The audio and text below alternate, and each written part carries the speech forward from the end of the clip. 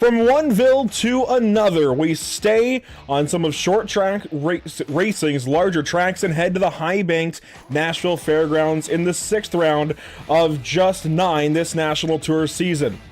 Points are tied going in, meaning to straight up fight on top, and an underdog could be just perfectly poised to strike and take hot headlining center stage in Music City tonight. Welcome to Pit Stop TV and the virtual Nashville, Tennessee. I'm Andrew Cardinale IV with Grant Brown alongside, and it's a pleasure to join you for coverage of the Sim Auto Racing Association Impel Motorsports National Tour for the Velocity Motorsports All-American 300. Tonight's coverage is brought to you by Impel Motorsports, by Velocity Motorsports, and of course by Whiplash Sim Cams.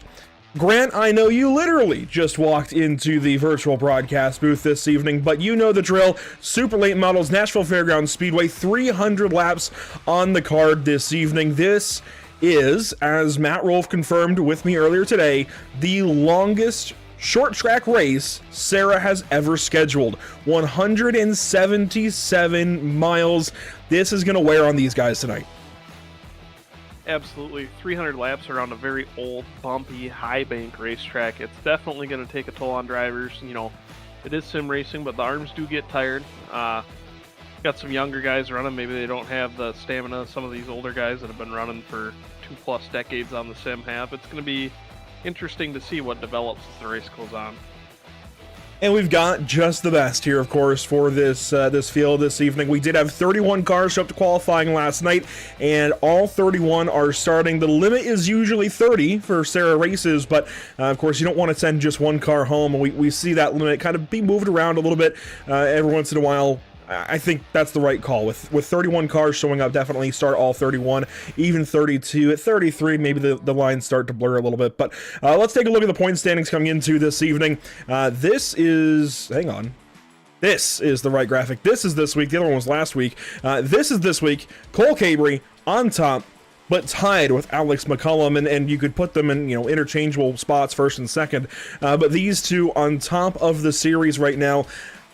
I'm kind of billing this on social media and in my intro even, this is an opportunity for somebody to step up and get up to them, because while they go and fight, while Cabry and McCullum fight and try to figure out who's going to be first after tonight in the last 3 rounds of the season, this opens the door for Josh Call, Cameron Hamilton, Kyle Turzak, hell, even Joel Smith. Any of these guys can step up, get center stage, and maybe show what they're worth this evening. And we could be shortcutting, somebody else like a Mitch Strunowski, Chris Horton, Daniel Pope even. He's been on the sim a long time. So a lot of these guys throughout the field, I think, have a really good chance at the front of the race tonight, at the win tonight.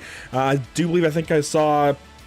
Gosh, who was it on pole? I was just looking at the grid earlier and I completely forgot. Tracy Petter. That's what I thought, but I didn't want to sound stupid. Tracy Petter on pole. That's big. Yeah, Tracy's been a stalwart in the super late model officials. Been a big part in helping get the super late model NIS stuff get rolling on iRacing. Big advocate for the car as a whole. It's going to be interesting to see how he can do leading this field to green. So as practice wraps up, we do want to take a look at practice times on the left side of your screen there, and we will flip into the iRacing.com session in just a second or so. There we go. Joe Schaefer Jr. fastest in practice might be a slight surprise, but Alex McCullum, Cole Cabry, right where we expect them. Chris Horton, that's why I mentioned him, and Mitch Strunowski from the standings, because they're quick in practice. And some others, I think, definitely worth noting in the top 10. The rest of the top 10, really, Stenjum, Tedeschi, Parrish, Harberts, Turzak, I think are all worth talking about. Of course, you race with these guys weekly in the Super Series and whatnot, and across iRacing. Who piques your interest so far? Well, it looks like the posse came to play tonight. Right now they got them in 1st, 6th, and 7th, so it looks like they might have a strong piece for tonight. Riley's going to be tough to beat. He's really good at these high bank tracks in real life and on the sim, so I'm kind of looking to him to make a stab at running at the front tonight. And with practice wrapping up, we go right into the race session. We can take a look quickly at the schedule for this season. This is how it shakes out. Of course, we've gone through 5 rounds already. Last time out, we were in Martinsville. That was about a month ago now. Here we are in October for the Velocity Motorsports All-American 300, as opposed to the 400 that'll be run in a couple of weeks. Then we have the Fall Brawl next month in November, and then 2 quick-fire rounds, it feels like, with the Privateer Thanksgiving Classic and the Nautical Marine Kern Winter Classic. from Southern National with late model stocks out to Kern with super late models. That is a big jump, but 2 really high banked racetracks to close out the season, and one that I feel like is kind of a little more out there in the Kern Raceway event that was added midway through the season. That's going to be a lot of fun. Kevin Harvick's Kern Raceway is a really cool track in my opinion, so I'm excited for that one. But schedule out of the way, we've got cars headed to the grid. The grid time, I think, has been extended slightly. It sounds like Josh Cottle, who we put on our graphic out on Facebook, who you got, Josh Cottle having some trouble getting into the session. He's the most recent Super Series winner, so that is not ideal at all for somebody we usually pay a lot of attention to.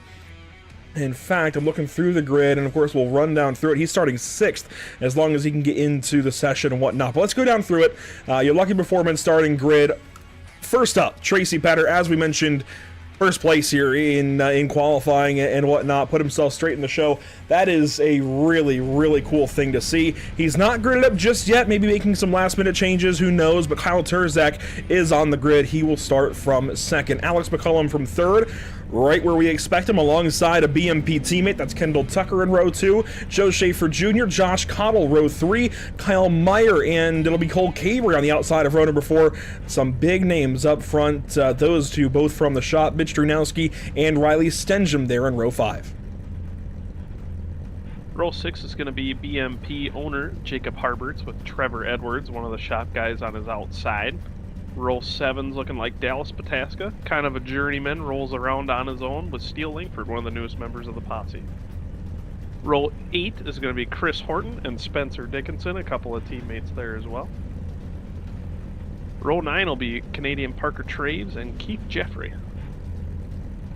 And then row 10 will be Wisconsinite Justin Laxton with former Truck Series driver Daniel Pope, starting in 20th. Back in 21st, Matt Rolfe, the man himself, will start off from the inside of row number 11 alongside Justin Crow. Brian Tedeschi from row number 12 alongside the youngin' Jake Grout. It'll be Casey Kelly and Eric Tracy back in row 13. 27th spot, Kieran Church. He's had some good finishes this season, but only 2 starts to show for it. Josh Parrish, 28th. It'll be Blake Massagill, John Willett, and Cameron Hamilton at the back end of the field. The Who You Got post earlier on Facebook, it showcased Josh Cottle, who's having connection difficulties trying to get into the session, and Cameron Hamilton, who's rolling off from last. So I hate to imagine I might have doomed them from the get-go today, but hopefully we can see Josh get in the session and Hamilton, Cameron potentially go last to first. Here's his look as they get rolling onto the racetrack. Got to put it in gear and get rolling as the whole field gets going on the front straightaway. There he goes. That's a daunting view. We don't often show the in-car from the very last car on the grid, but when we do, man, it's intimidating. 30 cars ahead of you, 300 laps, that's a tall task. Absolutely. I think attrition's going to be a big factor here today. It's a rough racetrack. It gets tight, especially down in 1 and 2 on the exit of 2. You can slide up on exit if you're on the bottom and can pinch the guy on the outside up in the fence. So watch for that. There's going to be some tight running room tonight, and I'm looking forward to seeing Cam try to work his way to the front. Quick look at the Whiplash SimCam's race details. This is a 300 lap and, as aforementioned, 177-mile race. Grid set by Q and LCQ yesterday. 2 change sets, no real regulations around them. Just go take tires if you need them. These guys will take at least 1 set, probably both, I'd imagine, this evening. Cautions will count open set, no fast fix, 2 green-white checkers, kind of the same general formula you would expect. And here we go. Quick pace laps right to it this evening. The just over half-mile Nashville Fairgrounds Speedway is alive and well. Here we go, racing in the All-American 300.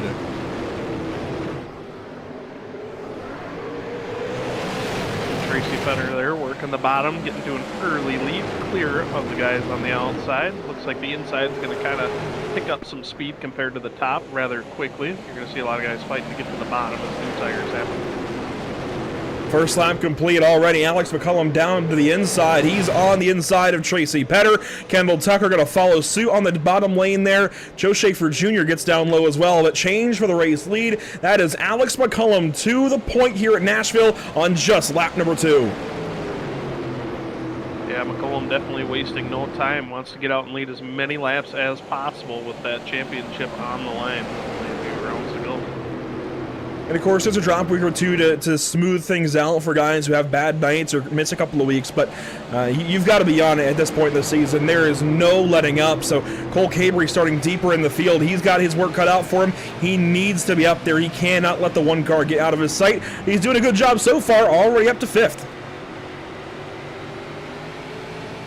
Absolutely. You see Terzak slipping back a little bit, already down to 6th place. Hopefully he can find his spot in line. You can see that freight train of cars on the bottom. He's got Riley Stengham working to his inside right now. Looks like Kyle Meyer and Mitch Jernowski are the next two in line. Saw the stat line there for Cabrey, started 8th up to 5th, and we're only 5 laps in, so 3 cars passed that quickly. That is a good set of stats to have at this point in the evening. Obviously, it's a long one, but you got to get moving quickly, and again, cannot let Alex McCullum get away. Now, I do like that this is going to be kind of a straight-up race for these guys. You know, no real gimmicks, no stages or anything, at least that I'm aware of. Just go out there and race for 300 laps and try to be the first one to the start-finish line at the end of it. I like that. I think we don't get enough of that these days in short-track racing. Everybody's trying to reinvent the wheel, I feel like, and this is a good way to get back to it as Cole Cabrey goes up the racetrack and Stengham goes right underneath. Yeah, you know, lap 7 to 300, if you screw up a little bit, it's not really worth trying to fight and potentially getting drugged back while these cars are pulled up tight together. You know, you could lose 5 to 10 spots if you try to fight it too hard. Smart move by Cabrey. He slots in line there in 6th. He's just ahead of Kyle Terzak, Mitch Jernowski, Jacob Harberts, and Trevor Edwards. And oh boy, look at this. Dallas Mataska's got the Hornet's Nest, and he's going to go around out of turn number 2. Never mind, saves it. But that is the 33 of Langford around, the brand new member of the posse, around out of turn number 2. And in trouble in what feels like, you know, it could be a good race for him to, again, maybe get an underdog story going. He could use that kind of thing as he goes around here on lap 9. Unfortunate for Steele. He's kind of bounced around a couple teams recently. Looks like he found a good home there at the posse. He seems to be enjoying it. Just not a good start to the night for him by no fault of his own. He's definitely a very capable sim racer. You know, he's contended up front a lot of the time that we've been here with the SARA Super Series and National Tour. This is a lap before it happens, so a little bit of build-up time here. But he's proved himself as a very capable race car driver, just needs to break through for some wins. I think that's really the only thing missing there for the 33 is Traves, you see, throws the block there on Laxton. But down here in 1 and 2, Chris Orton just gets into Pataska. They check up, and you see Traves not able to avoid the back end of the 33. Classic stack-up situation there. Looked like the 42 and the 23 were just running really tight, almost too tight for this early in the race, but stuff happens, and now it's up to Steele to try to regroup and make the best of it. Yeah, and I mean, how do you judge this? Because, right, this didn't technically cause the caution. It was the stack-up that caused the caution. Traves getting into Langford. Do you put the blame there on Horton for getting the 23 sideways? Do you let that go? It seems like Horton is going to the back. Yeah, usually it seems like Sarah's pretty consistent with whatever, you know, starts everything off is kind of the issue, but drivers can also claim if they want to avoid a penalty. You never want to get a EOL at the end of the race in the penalty box by just not claiming something. It can ruin your night after the fact, and nobody wants that. You see Horton gets in the back of the 23 car, left rear rather, and then Traves really has nowhere to go, ends up turning the 33 there of Steele Langford. There was no reaction time, and turn 2 is tough here anyways at Nashville. I'm not sure. I'm sure you have plenty of laps here yourself, Grant, but I'm not sure if anybody watching has turned laps here before on the sim as we see our first choose of the evening with a unique choose zone tonight. But turn 2, very bumpy. It's hard to keep the car on the bottom down there. You almost want to apex early, I feel like, and miss that. There's almost a big rut down there like a dirt track. It's crazy. You mentioned top of the show, this is an old and bumpy racetrack, and turn 2 shows it. Absolutely. I mean, there's a reason I'm not running tonight. I am terrible here, so definitely wouldn't take my advice for it, but it's rough and rowdy off of turn 2 there. That's not the only incident you'll probably see tonight over there. So 13 laps will be complete this time by. As you see, we're counting caution laps.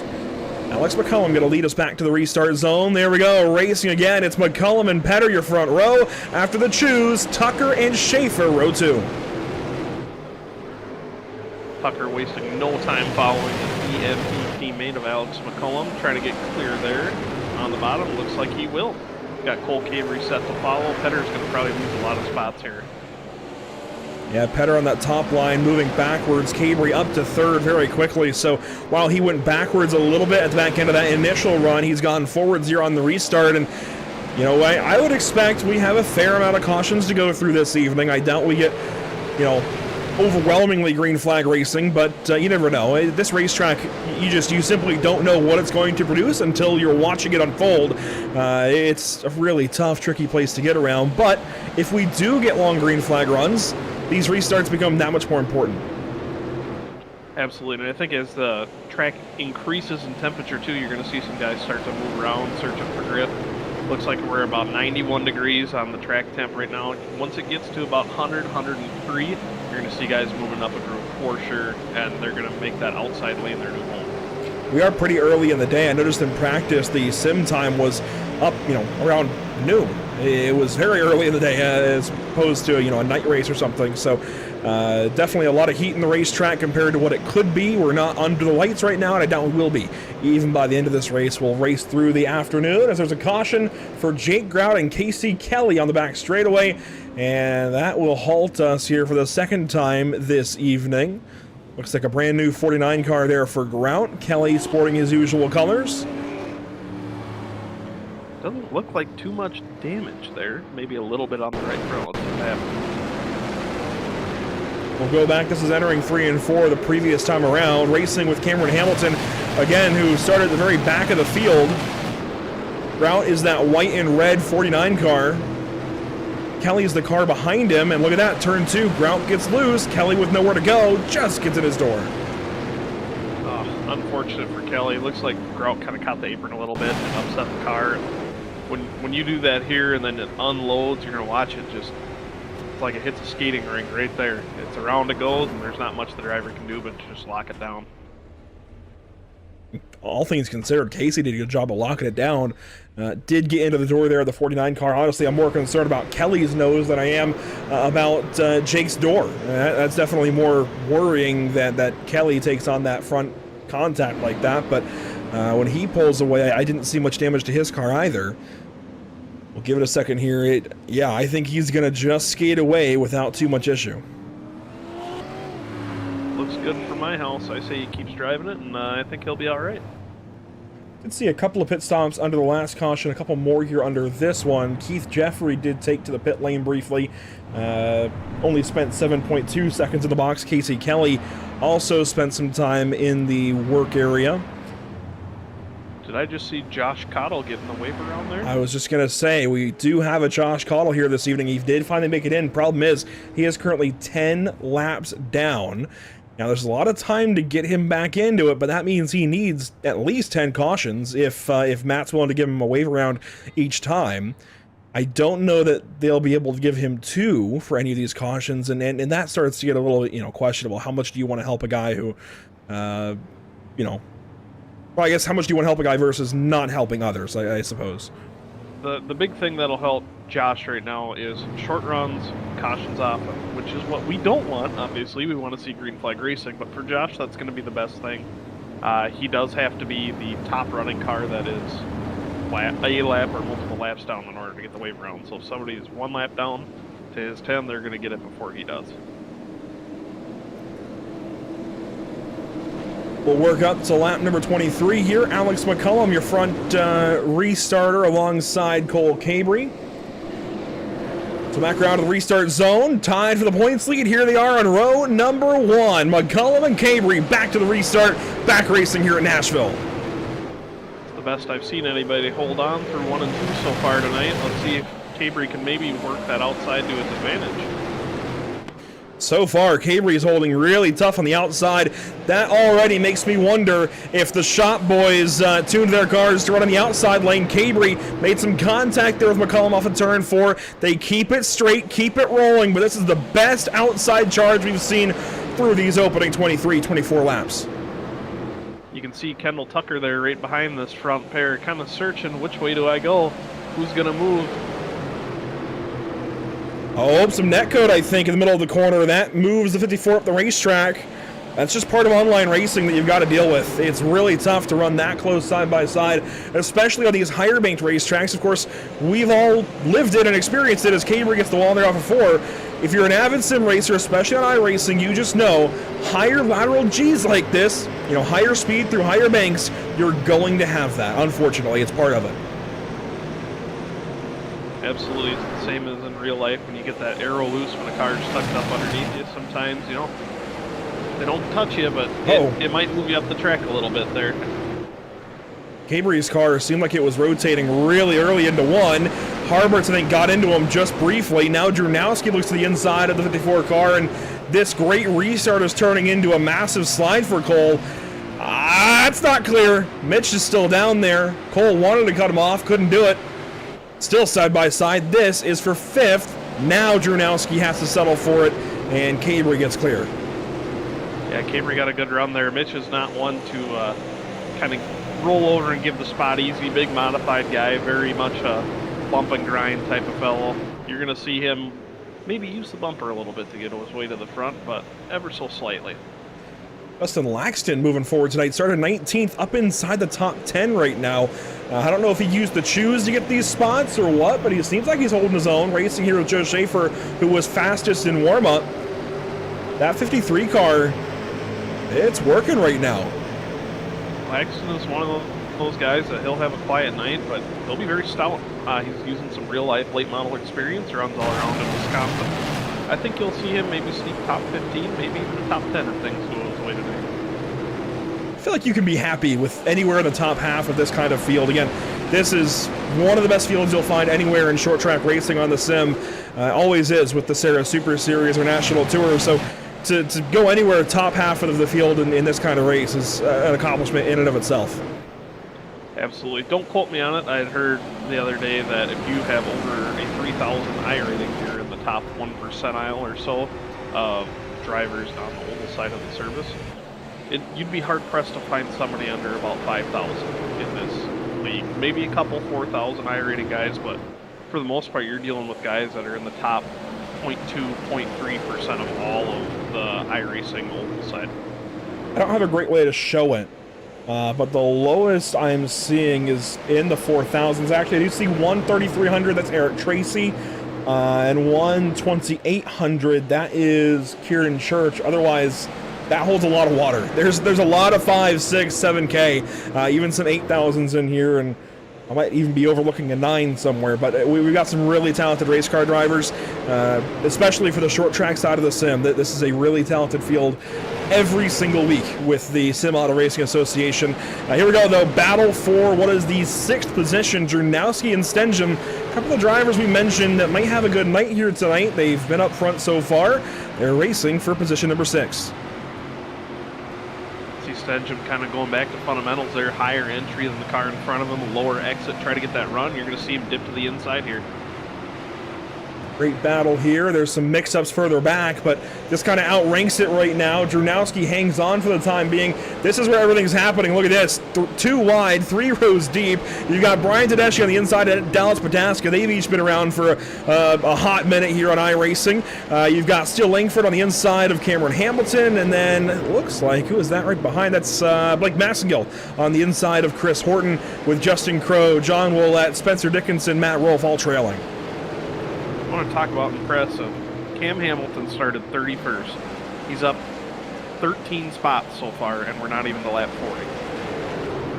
Yeah, that 10 car is rolling. I don't know what went wrong in the LCQ last night for him to place him that far back, but I'm glad we extended the field to be 31 cars tonight to keep him in it, because I would have hated to see him go home and not be in this race when he clearly has speed to contend. I mean, he's on the verge. I mean, Tedeschi and Pataska racing for 15th.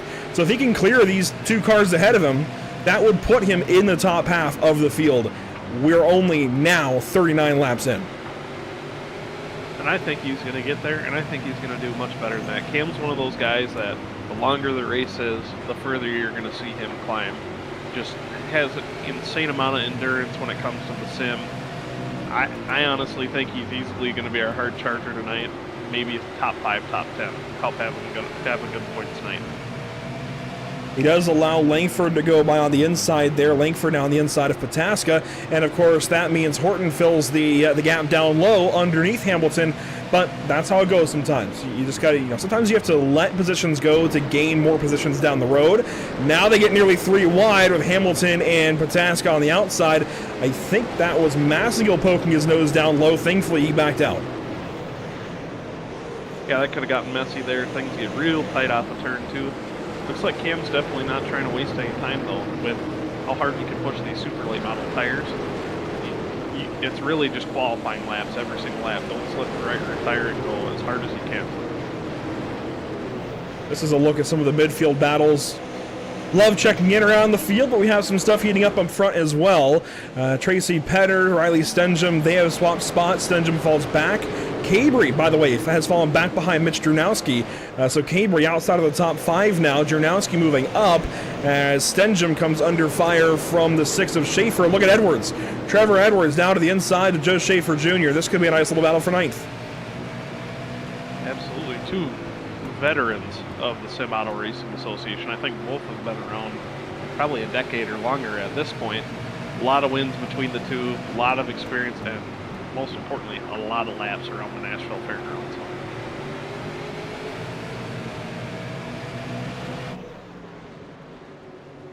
I really like the direction, by the way. I think I mentioned this at the Bull Ring in Mystery Round 1 of the Super Series last week. I really like the direction this 32 car has gone. Visually, I like the purple. I feel like that royal color, of course, purple is kind of a royal color, regal color, matches Trevor Edwards. He just kind of sits back. He knows he can get it done. Can't always get up there and mess around with McCollum and Cabry, but can always finish well in these races. I feel like that works for him in some kind of way, as he's up a couple of spots here early and is just kind of tracking right now. Again, this is a long race, a lot of time to settle in and find your groove. That said, you don't want to waste time. Somebody who obviously has not wasted time, Alex McCullum, leading the way for now a large portion of tonight's race. 48 complete. He's led 47, is that right? Yeah, 47 out of 48 completed so far. The one car clearly is operating well.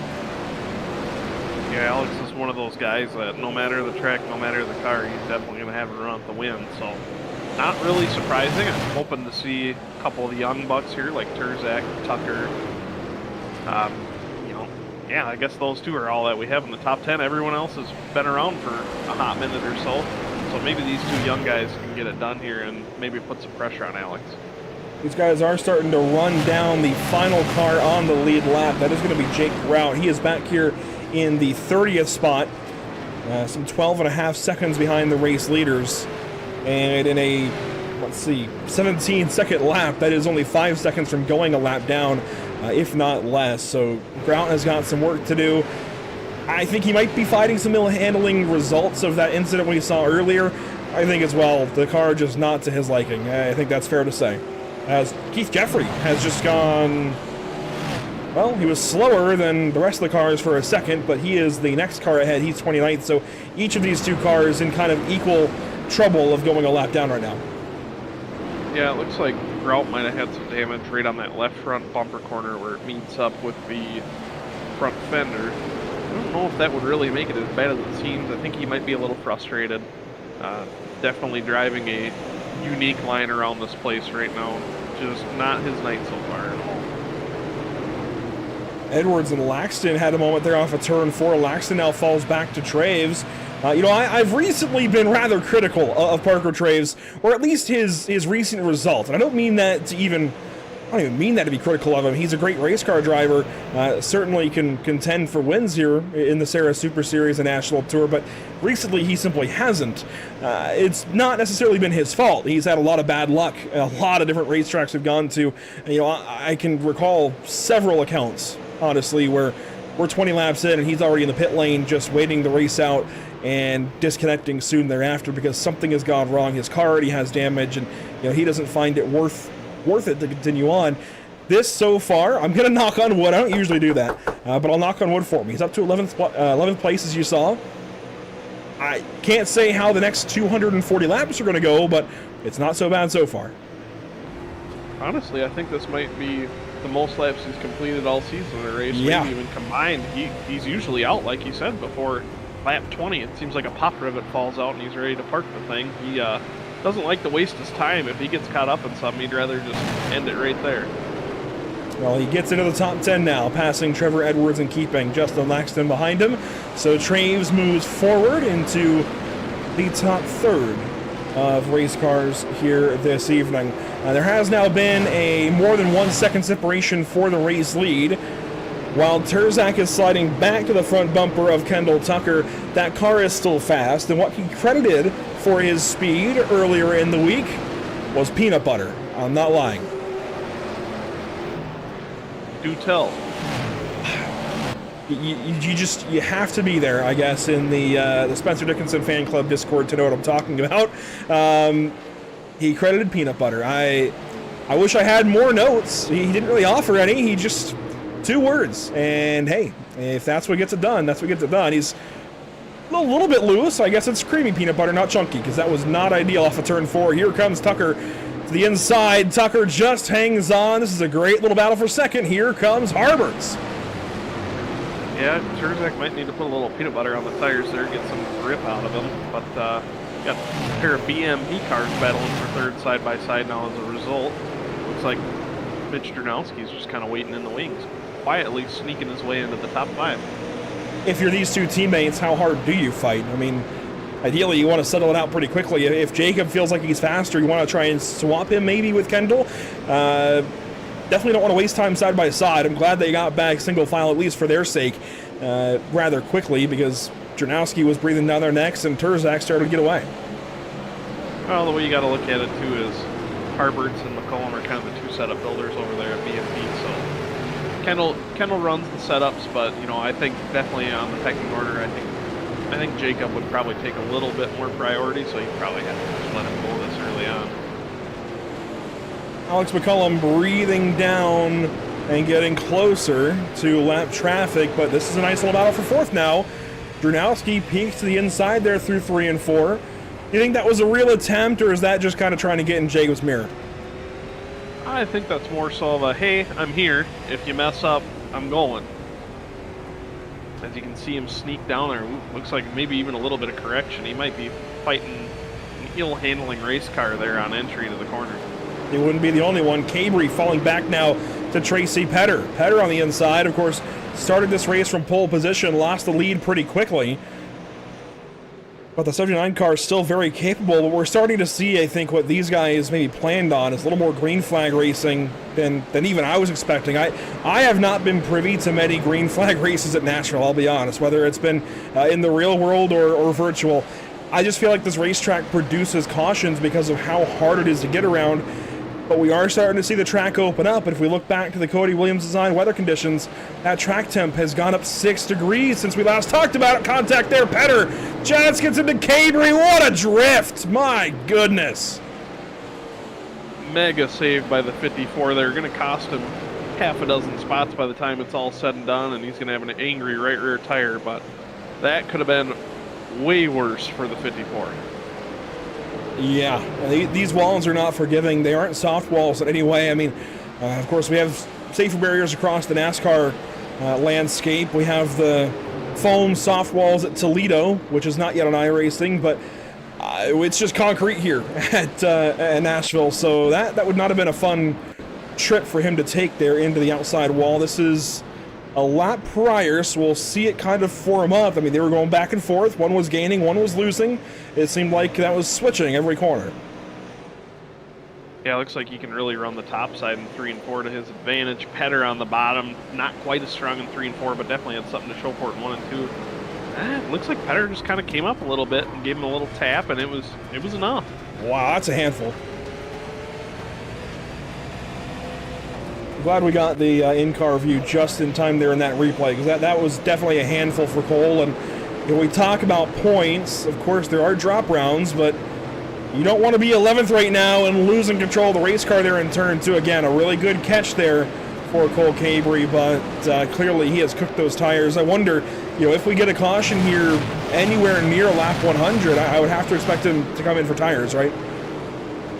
With the wear levels on these things, it's really just a temperature game. If he gets a caution, I think he'll be all right. But for now, there's no way to really cool the tire down with how high the loads are here. There we go. pretty much strapping on a new set as you see Jake Grout kind of slipping back into the clutches of the rest of the field going a lap down. He is not the only one. You see the black and gold 88 on the right side of your screen. That's Keith Jeffrey going a lap down as well. Jeffrey has lost that spot to Grout. So this will hinder Josh Cottle's day rather significantly. Of course, there's still time. I'm not going to rule anything out, but it's not looking likely for Cottle to get those laps back. At this point, though, you got to stay in the race because you never know how many rounds you might end up finishing towards the back, and maybe missing. You got to try and stay in it for points. Wow, look at Grout go. That looked like he was running Homestead Miami right there through 3 and 4. Riding the wall. I can't believe there's any grip up there. And of course, I don't know that he's trying to race these guys. I think he's just trying to stay out of the way, but with them widening the groove out, that means he's got to go that much higher at the racetrack. I kind of like it. I'd be very concerned if I saw a car do this in real life. I can't lie to you. But he's kind of making it work. He's limiting the damage at some point to it. He's going to be back in a battle with Keith Jeffrey, though, for that first car 1 lap down. Jumping on board here briefly with Keith, you can see just how stark the difference is between the lead lap cars running down on the bottom, or maybe through the middle, and Grout was way up top there. Now they get back to kind of the middle lane, even bottom lane there in turn 2, but here comes Cole Cabry to start going by those two. So yeah, it's back out of the way for these guys. Let the leaders go on through and continue on about your day. McCollum, though, pulling away more and more lap by lap, it feels like. He's now out to a 1.6 second advantage over Kyle Terzak. You know, you can't discount what Alex McCollum's able to do in a simulator like this. It doesn't matter where he's at, what he's in. It's the same result more often than not, and it's honestly been pure domination for him since joining up with Harper's at VMP. Yeah, I mean, he was a great driver over the shop, but I feel like that really helped Cole and maybe shared these successes between Alex and Cole Cabry.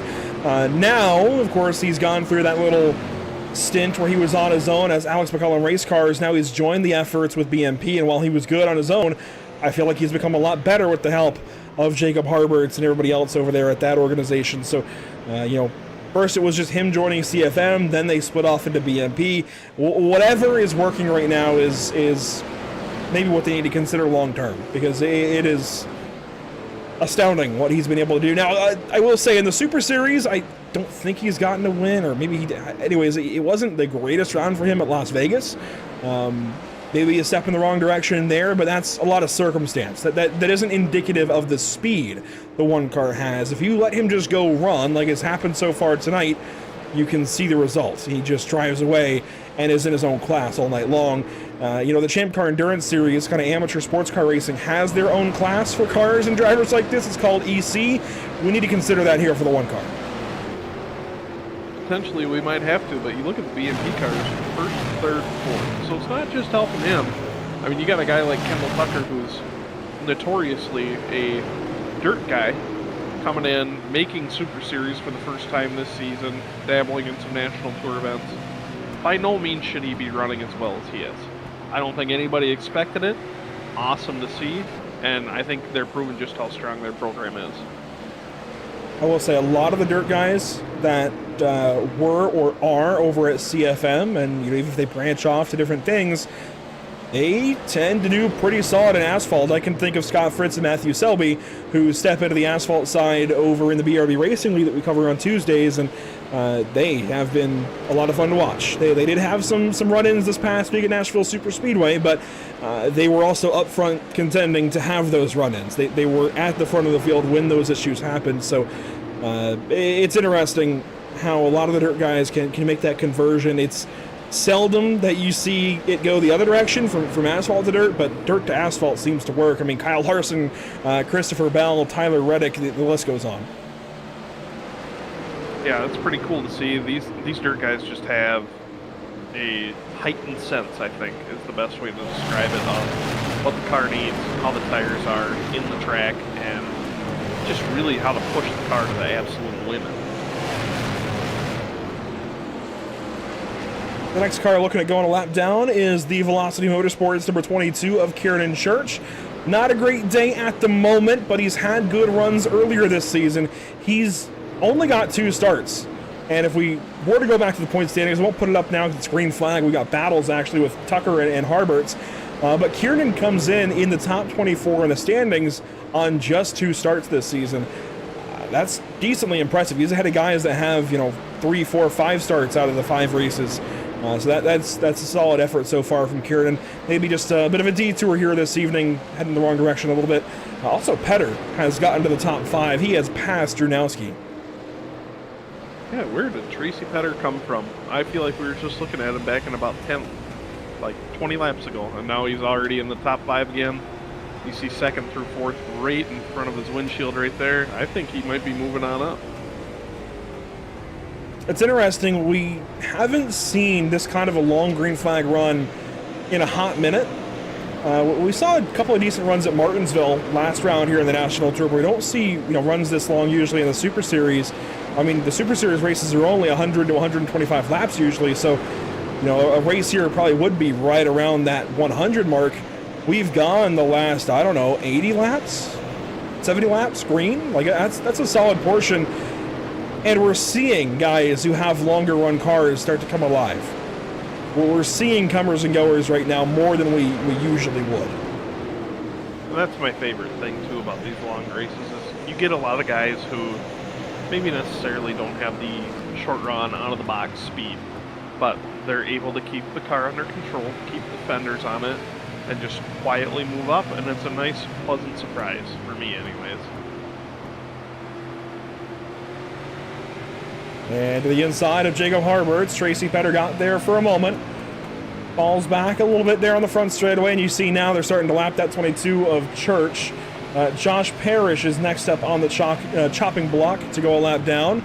He's actually just ahead of the race leader, but he is right there in a fight with John Willett.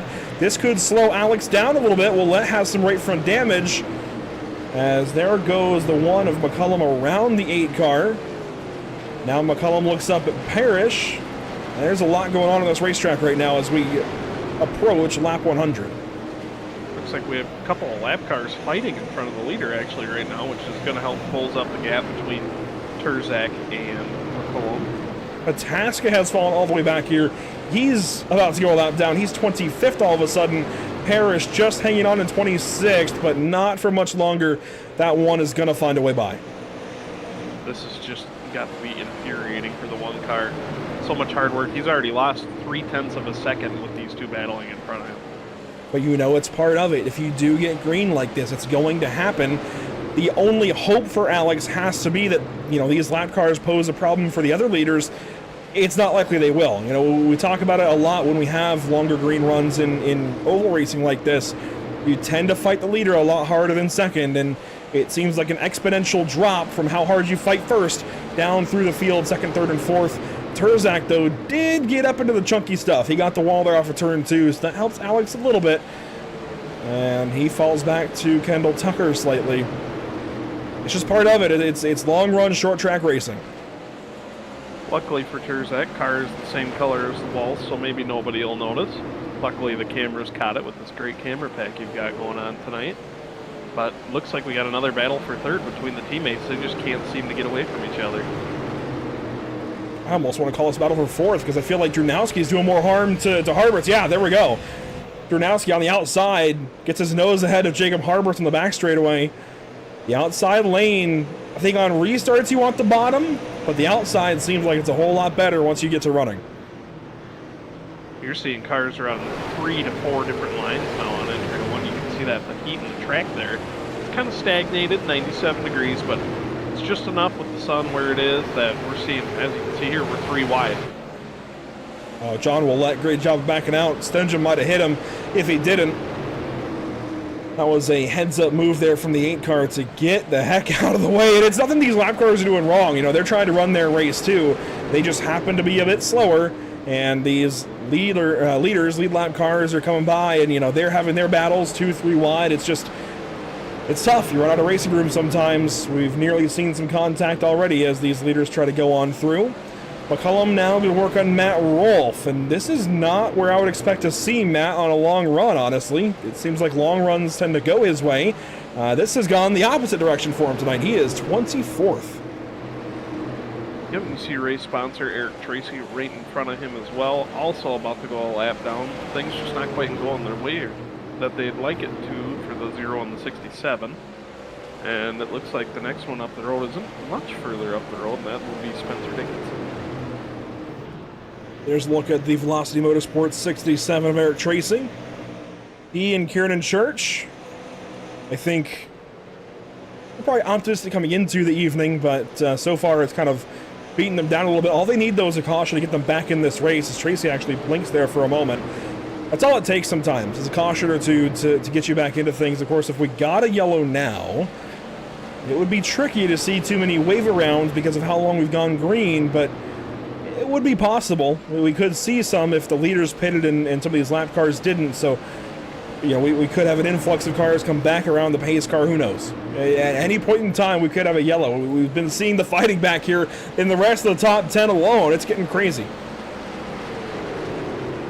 It's impressive with how hard these guys are running on lap 90 to 110 now, that they haven't had a mistake. You know, you're seeing these guys just push the car so hard. And, you know, they're bobbling a little bit, maybe missing their mark on entry or something, but no big mistakes out of anybody. It's been pretty entertaining to watch. A lot of class from a lot of these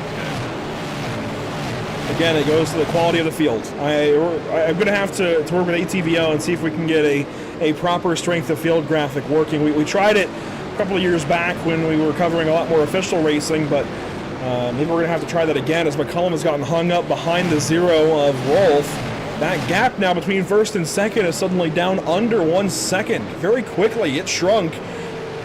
And of course, as you go through lap traffic, you're getting to more and more competitive cars. It's going to be harder to lap them, so it's going to take longer to get around them. We're seeing that in real time for Alex McCullum in the one car.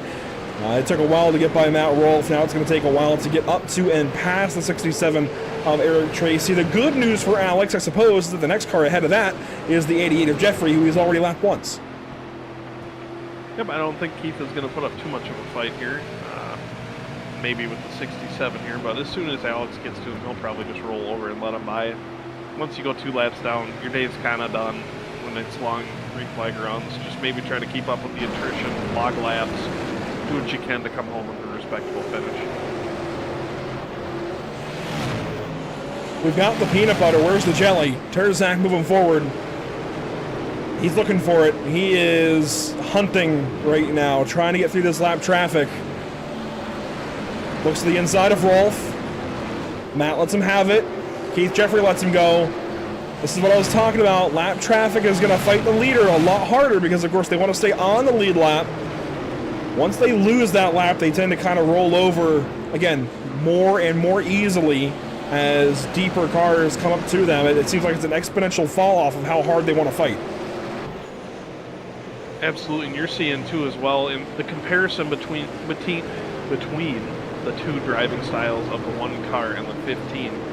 Kind of seeing Terzak take a shallower entry, really driving it in deep, where McCullum is kind of just floating it up to the top, taking it easy, driving it off in the second groove, where you see the 15 kind of trying to wrap the bottom. Wonder how that affects when these guys ultimately have to pit, because I think at this point, nearly 100 laps into a green flag run, we have to consider green flag pit stops, right? When do these guys come in? How long can they go on fuel? How long do they want to go on tires, I think, is the bigger concern. We're getting closer and closer to halfway in this race. I think a lot quicker than these drivers expected, and certainly with a lot more green flag laps than these drivers would have expected. If we go back again to the weather conditions, track temp has gone up quite a bit, considerably with clear skies. And if we look at the race info, that shows you just the 2 cautions. Put a lot of green flag. A lot of green flag laps. Obviously, we can't make it on fuel. I'm not sure of the fuel numbers. I haven't been on testing with anybody this week, so I couldn't tell you for sure. I doubt we can get past lap 200 on one tank. I'm going to say probably 150 to 175 would be my guess. So you're going to see some guys kind of starting to get worried here, maybe making some risky moves, hoping that something happens before the pit stops. Might see a caution just because of that. And of course, we see it a lot as we go. Jacob Harberts to the pit lane. I was just going to say, you see a lot of guys often under fuel in this kind of open setup racing, because you expect some cautions where you can save and stretch that number out. In this case, Harbert's clearly had to come in for whatever reason, whether he wants to or needs to. He's in. Question is, does he take 2? Does he take 4? Spencer Dickinson also in.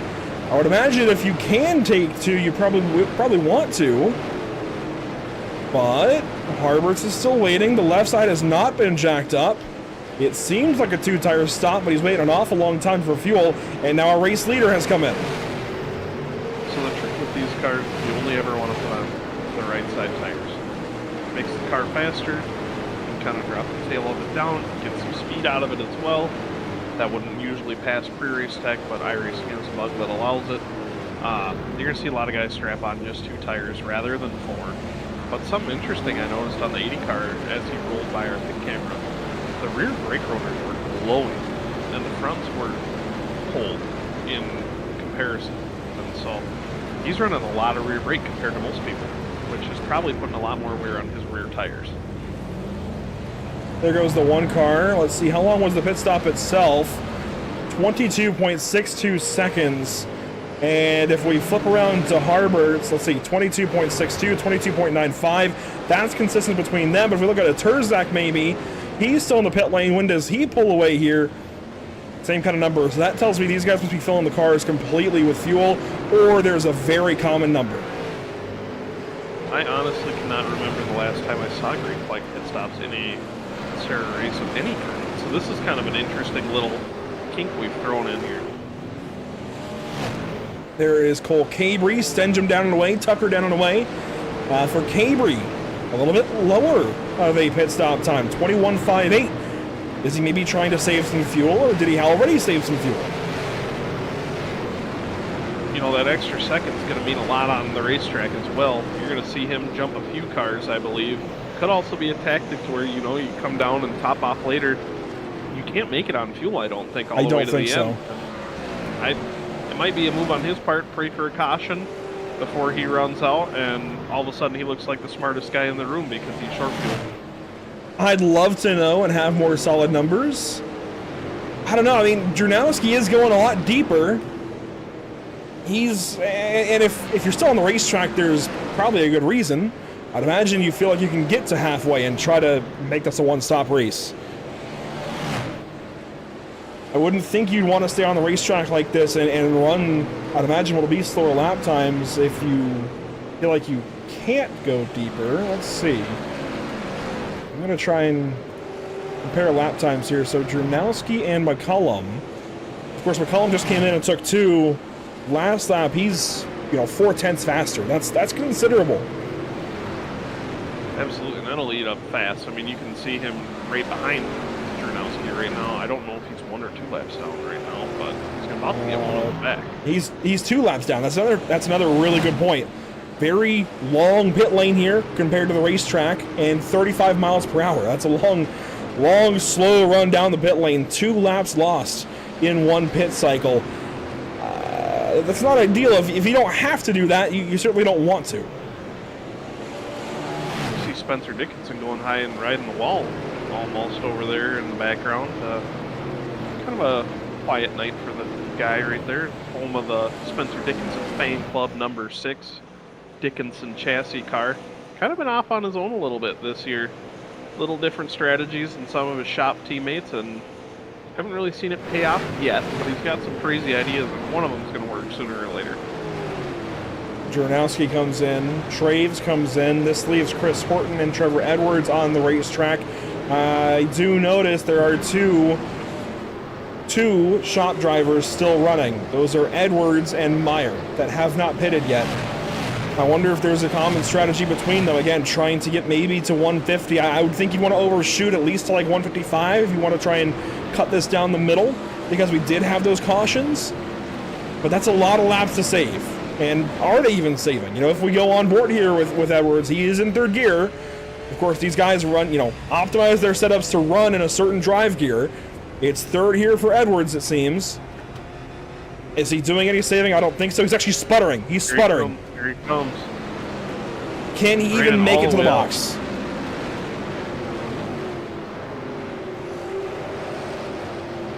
The only two cars that also haven't pitted, outside of the three that you were talking about, Steele Langford and Casey Kelly, in this cycle anyways, maybe they fueled up some in that earlier caution that saw them involved. Very good point. They did. I was just going to get there. Edwards does make it to the box. Meyer follows. Chris Horton still leads. But you're very much correct to call those other two. Langford had pitted earlier in this race. You see the previous pit stop time there for him. Of course, he was one of the cautions. So Langford has taken time in the pit lane for fuel, and Casey Kelly has taken time in the pit lane for fuel. There is his previous pit stop. That is now 120 laps ago. That's how long we've been green flag, or at least close to it, probably 117 or 118 with the caution laps accounted for. They, I think, based on these other drivers going nearly 140, I think they can go and get clear to the end or close to it. Yeah, I'm going to say that their magic number is going to be about 165. That'll leave room for one, maybe two green-white checkers if they're really conservative with their fuel burn off. But they're sitting in the best spot of anybody right now. If they can make it on one stop and stay out of the pits, car's going to be a lot lighter. That's worth time on the track versus these guys are going to have to stop and fuel up again. It might honestly be the play. It didn't start out well for him, but it might be the move. Here comes Josh Parrish to the pit lane. He has not yet pitted, so he comes in and misses the box. Not ideal there at all. He'll find it. There we go. Jake Grout also comes in the 49 car. He's finally in for service. Obviously, it's been a rough run for him to this point. Next, Dallas Pataska comes on in. Just, I would say probably 12 laps short of where he'd want to be. We knew it'd be a tall order for anybody to save enough, but somebody had to try, right? Yeah, I mean, hey, what's the shame in trying? It didn't quite work, but they're still going to have fresher tires than everybody else, so this might still not be a bad opportunity for them to make the most of tonight. There's Kieran Church hitting the pit lane in car 22. So Steele Langford leads the race here on lap 145. He has got a 4.2 second gap back to Casey Kelly. Otherwise, this field is actually sorted out, and look who would be out front. Parker Traves, I believe, short filled on fuel. This is going to have a trade-off. While he has hopped ahead of a lot of the field here, Grant, he's going to require more fuel later on. I think he's banking on a caution. Absolutely. I mean, hey, when chips are down, you got nothing. Try something. I like it. I think it's a cool idea. I kind of hope to see it pay off. I want to see Traves get a strong run, maybe even end up in victory lane and break that bad spell he's been on. And there you see, right behind him, Cameron Hamilton just drove by Alex McCullum. Traves and Hamilton, of course, they're both part of the association. They seem to have taken the same strategy. This gets my brain turning a little bit, gets the gears spinning, if you will. Hamilton, I'd imagine, would have taken two tires still, right? Get the two tires, take enough fuel to account for that tire change, get back on the racetrack. McCullum, of course, took the two. Is McCullum trying to save? I don't know. You gotta think, too, real life fuels 8 pounds a gallon. If that transfers to the sim, which I assume it does, it's the biggest market for realism that we got, I think. That's worth a couple pounds if you're short filling by 6, 7, 8 gallons of making on a caution. Just going as soon as the jack lets down, you go. So I think that might be part of it too. I was going to mention that as well. I just don't know how much it's going to be on a racetrack like this. I mean, it is faster, so of course you want to be lighter, but hey, who knows? As our top two still have not yet pitted. We've just crossed over halfway. Now we have one lap past halfway completed. Still Langford leads. He's here with Chris Horton on his inside. Horton trying to go back by and unlap himself. He will do so. Boy, what a race this is turning out to be. Not at all what anybody expected, I think. I highly doubt anybody was putting their money on having a 130 lap green flag run in the first half of this race, and Langford's coming in. This seems slightly early, but is on track with the number these guys were hitting of 140. He's gotten now 142 laps. This makes me feel like Casey Kelly is in the best spot. Absolutely, and you know, Casey, he's a front runner no matter what. So being on an off-kilter strategy like this might be the little bit he needs to put himself over the edge. I don't think he has a win yet this year at National Tour. I can't recall him winning any race we've ever covered with the Sim Auto Racing Association, Super Series, or maybe no. I think he might have had one Super Series race. It's starting to come back to me. Maybe a Myrtle Beach race or something. Maybe it was National Tour last year. I don't know. I think there's one race he's won, now that I think about it a little more. Regardless, it's been a bit of a dry spell for him. I can't recall him winning recently. But we know he can contend. We see the 5-car up front a lot as Langford exits the pit lane. And that white car that just passed him, that's Parker Traves unlapping himself. So if we got a caution now, there's at least 2 cars on the lead lap. Looks like Cam Hamilton's going to be the next one behind here. So I would put 2 association cars, actually 3. All 3 of them would be the only ones on the lead lap. Kelly's coming in. This is 137 laps run. So maybe didn't manage his fuel quite as nicely as other drivers. But also didn't have as many caution laps to save, so maybe that's part of it. He goes up, he'll take 2. Sees AK performance sticker there on the side, kind of representing what he runs in real life. Late model stocks down south. Oh, taking 4. AK performance. Ooh, taking 4. Bold strategy. Going to be a little bit longer in the pits, but if he's fueling all the way to the top, it shouldn't be too much of a time loss. Yeah, I mean, it's an extra 3 seconds, that's it. Really, 2.5 seconds, if that. So that's not a bad move, I feel like, especially if you're planning on this being your one and only stop of the race. May as well get all 4, right? Might as well. I mean, I feel like I probably would have only taken 2. That usually gives the car a little bit more drive later in the race, but now I'm really curious to see how this shakes out. I definitely want to keep tabs on him moving forward, as I think the only car on 4 tires. I think there were a couple of other Edwards. So, you know, if you look at just the time he spent on the pit lane, right, for Kelly it's 25 seconds. Edwards took 25.2. So he looks like he might be on 4. Chris Horton also kind of in that neighborhood. He could have taken 4 and just gotten down a little bit faster maybe. You know, Langford, 24.4 seconds. He's in that same kind of territory. So it looks like there might be a few takers, but they are few and far between. Seeing a lot of space stretch out here. Kind of, ooh, there we go. There's a battle. Harberts and Petter, 2 of the heavy hitters right there. With Tucker right behind, Drunowski a little ways back. Kyle Meyer is here, but he's the first car 1 lap down in that bright green Chevrolet, a couple of cars back, or I guess bright green Pontiac. Those Pontiacs sure do look pretty nice. Blake Maxwell sporting some new colors tonight. I almost didn't even realize who that was.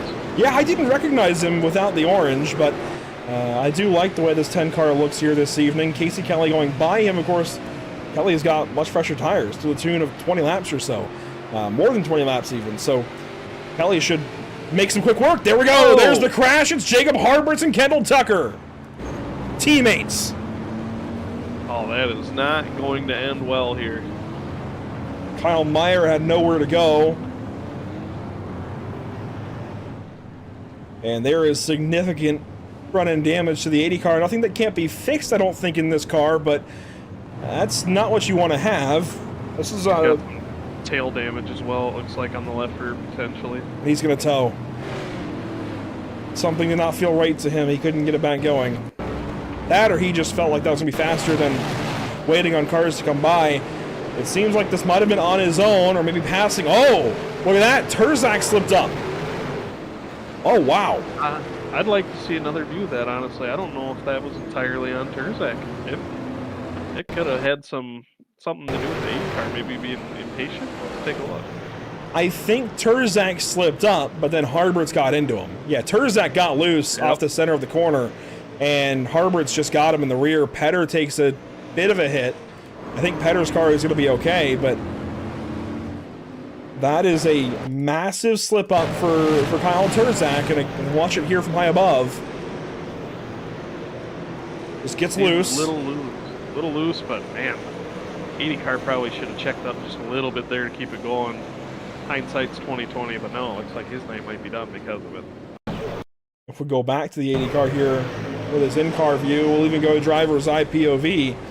It shows what he saw. Just got him, just barely. No give and take there, unfortunately. A lot of good job misses there. A lot of cars snaking through. Casey Kelly was one of them. Of course, we were riding along with the 5 car when this all kind of happened, or maybe it was the 10 of Massigal. Regardless, here's Kelly's onboard. You see Meyer right ahead of him, chooses the wrong direction. Kelly just gets through. I'm going to call that an early lucky performance, lucky break of the day. Awesome job by the Kellys there. Setup building and wreck avoidance. They're both pretty good at it. And there's the choose. That's coming to 1 to green, so we're restarting this next time around. You see things have shaken out with the 10 and 60 of Hamilton and Traves. It seems they have pitted. Hamilton is now 10th. We might get some extra green or extra caution laps here. Traves will line up behind him as Petter chooses the inside. And let's see, are we going this time? We are. Okay. Right back to it. No time to waste. The field in disarray, and the caution has been extended. I think that's a good move. Oh, while we have a moment, well, let's give a big thank you to our partners here with the series. Of course, Cody Williams Design, Crow Sim Shots, Impel Motorsports, Nautical Marine, Only Short Tracks, Privateer Race Parts, RJW21 Management, SARA Templates, SimRepMarket.com, The Association, Thronberg Construction, Trackside Threads, and tonight's presenting partner, Velocity Motorsports, on board for this All-American 300. A nod to our partners as well, Whiplash SimCams, ATVO, CC's Business, Cody Williams Design, Lucky Performance, and the North American Racing League. Here we go, let's try it again. Restart zone coming up, McCullum and Drunowski the front row, then Stenjum and Turzak. Green flag again here in Nashville. First time I've seen the top side really work well. Obviously, with the control car being on the outside, that helps a bunch. Turzak not slowed down by that at all. Rolling to the top side as well. Saw the chaos there for a moment off of turn 2. Was 3 wide or so with Kendall Tucker on the sucker hole off of the second corner. That seems to have sorted itself out, but that was a moment for sure as Turzak and Drunowski now fight for second. A couple of drivers that could really use a win to bolster their SARA careers. Absolutely, Turzak's been one of those guys that's been right there, but in the moment maybe a little too aggressive. He's kind of grown as a driver, I feel like, lately. We talked about it back at Martinsville. Kind of maturing a little bit, and I think it's showing in spades for him. He's definitely in that process, and I think the fact that he ran in kind of the same spot through that entire green flag run, didn't slip up really until that moment there with Harberts, I think that's showing a little bit of what we're talking about with him maturing. You know, he's becoming a more refined race car driver as a result of it. Of course, he just had a small little slide, and honestly, if Harberts had been 10 feet further back, I don't think it would have been a caution. It's one of those wrong place, wrong time kind of things that led to a yellow there between those two as Caber makes a pass here on Stenjum, or at least tries to. That is for 4th position, right behind Turzak and Drunowski, who got single file. So your top 3 now in a row and trying to get away as the battle is on for 4th. Yeah, you got Stenjum trying to roll top there. It looks like after a few laps, this top side might be not quite as good as it was to fire off. Track temp is down about 4 degrees from the previous green flag run, so that might be hindering him a little bit. Yeah, that track temp has definitely dropped. It still says clear skies. I think just allowing these guys to roll slower on the racetrack for a few laps helps cool it down. Maybe the fact that the shadows are starting to grow a little bit longer as Caber gets clear now in turn number 2, maybe that has helped, but otherwise I don't think we've seen a cloud all race long, and I don't see any around the racetrack. So, you know, iRacing's weather model this evening not giving us any coverage as far as clouds go. That's okay. Clear skies, a lot of sunlight, makes it a lot of fun to watch these guys.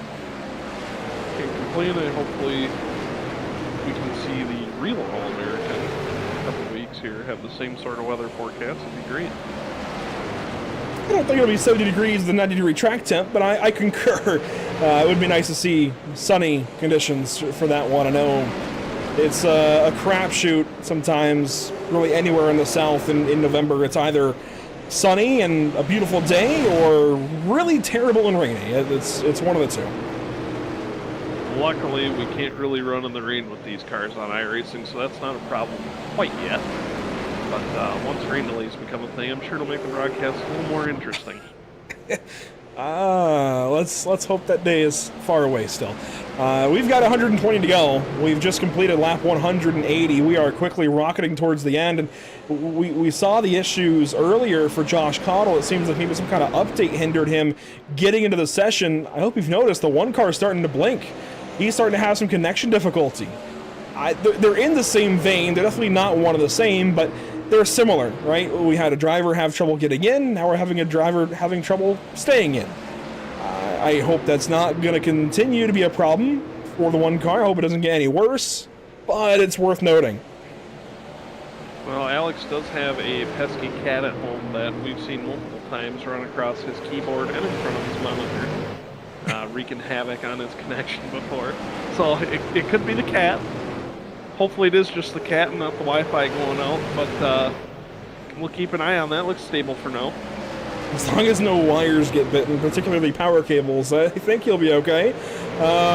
It's one of the unique challenges of sim racing, I'd say. That's part of it. I've been privy to that a time or two, and that's why the door stays closed for all these broadcasts. Oh, there's a big blink. And this is troubling for Terzak to run this close behind him, because McCullum has not gotten away to his usual lead. I don't know why that is currently, but Terzak is on his bumper. And that's a little bit scary, to be that close to somebody who's having these kinds of big blinks, for half a straightaway. I'm just going to chalk it up to peanut butter power in the 15 car. I think he's getting a little quicker. McCullum, I don't think he's fading. I'd say maybe plateauing a little bit, but I think that 15's got some long run pace. It'd be a good conversation to have, maybe a podcast topic. Can you really just keep going faster with some of these cars, car and driver and setup combos? Is there a limit maybe for the one car? Has he found that limit? Is the 15 nearing that limit? I wonder, but regardless, we are getting closer and closer to the final 100 laps here at Nashville. Terzak a little free there in turn 2, and we saw the slip up that caused the yellow. He got loosened to. Harberts hit him. He didn't pit. Didn't make any adjustments. Didn't get new tires. He's still on the same tires and everything as he was when he had that mistake. See the 54 and the 14 going to battle right now for the third spot. And then look who's behind them in fifth. Recovering from an early spin, that crazy pit stop. Fifth place for Steele Langford right now. And he's got better tires. I wonder, where's Casey Kelly? I mean, Kelly's down at 15th right now. But, has Kelly shown his full hand? Is he saving his stuff maybe for later in the race in case we go green a long time again? I don't know. But Steele is at least making the most of it, getting up to the front. I like that. That's good for Steele. I think that's a feel-good kind of situation there. And certainly as we get closer to driver of the day considerations, I think he's in the conversation for sure. If you had to pick right now your driver of the day, who are you rolling with? Who's your ride or die to the end here?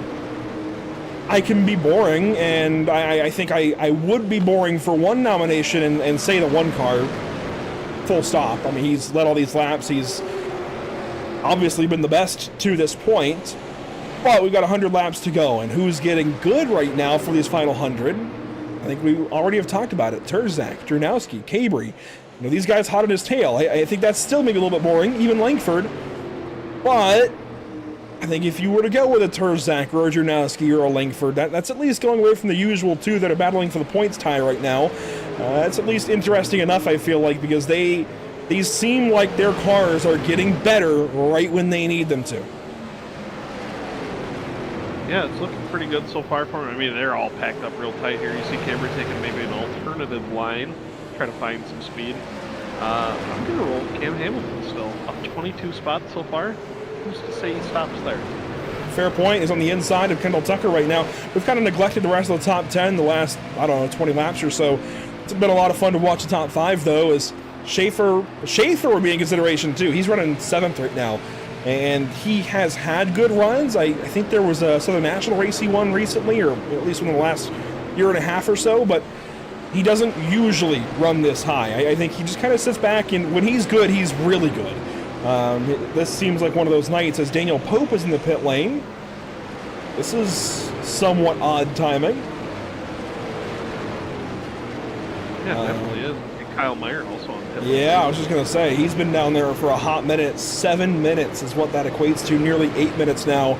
And it looks like there's more left front damage than there was previously. Not a whole lot, but maybe just enough to cause him to park the car for the evening. Well, you saw his pit guy standing there kind of just shrugging his shoulders, so it doesn't look like they're working too hard. Maybe eating some ice cream in the pits. What kind of ice cream would you go for if you were a pit guy being unattentive to the race car? Anything but vanilla, which is exactly what this race has not been, is vanilla. I like the different strategies going on here. Ooh, Cabry's shooting down deep into 3 there. Yeah, his car, I called it out earlier in turn 1. It seemed like it was rotating really early. I'm sure that can be fast, but it looks scary. When he dives on the inside of turn 3 like that, it looks really, really scary. It seems like it wants to come around on him really early, and that's got to be a lot of trouble to get the power down in. And let's go on board with him. Driver's eye POV as he works on the inside here of Junowski. If it's rotating that early, I'd imagine it's decently free or at least neutral the rest of the corner. That's going to be hard to get the power down with.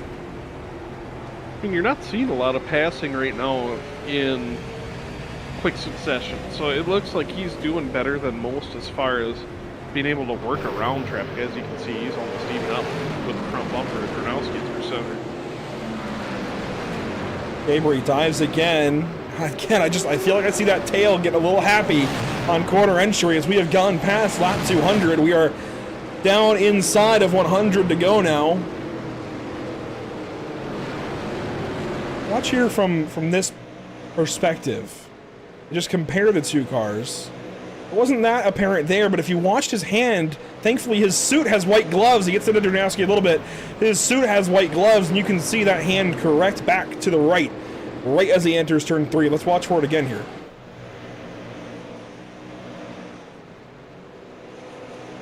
Smoother that time, but I swear if you go back the last couple of laps, the back end's trying to come around and spin out. Meanwhile, battle for 9th. You called out Cameron Hamilton. He's doing a good job still inside the top 10, but Petter seems to be a little faster right now. That gives us this little fight.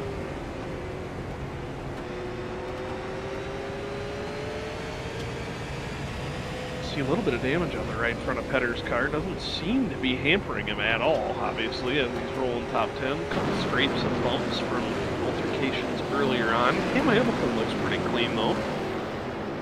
Kendall Tucker, a big slide there in front of the 6 car to clear him. That's good for 7th. Hamilton 9th, and Petter 10th. Yeah, has that right front damage. I would imagine that right front damage, which would match the left rear damage on Terzak's car from that spin out of 2, where Terzak came back down and just kind of bodied the 79 a little bit. It didn't seem like very much contact in the moment, but clearly it had to have been enough to just damage the right side of that bumper and that front end of that fender. Yeah, if you look at it closely too, you know how accurate it can be, but it looks like it might even have a little bit of toe out on the right front.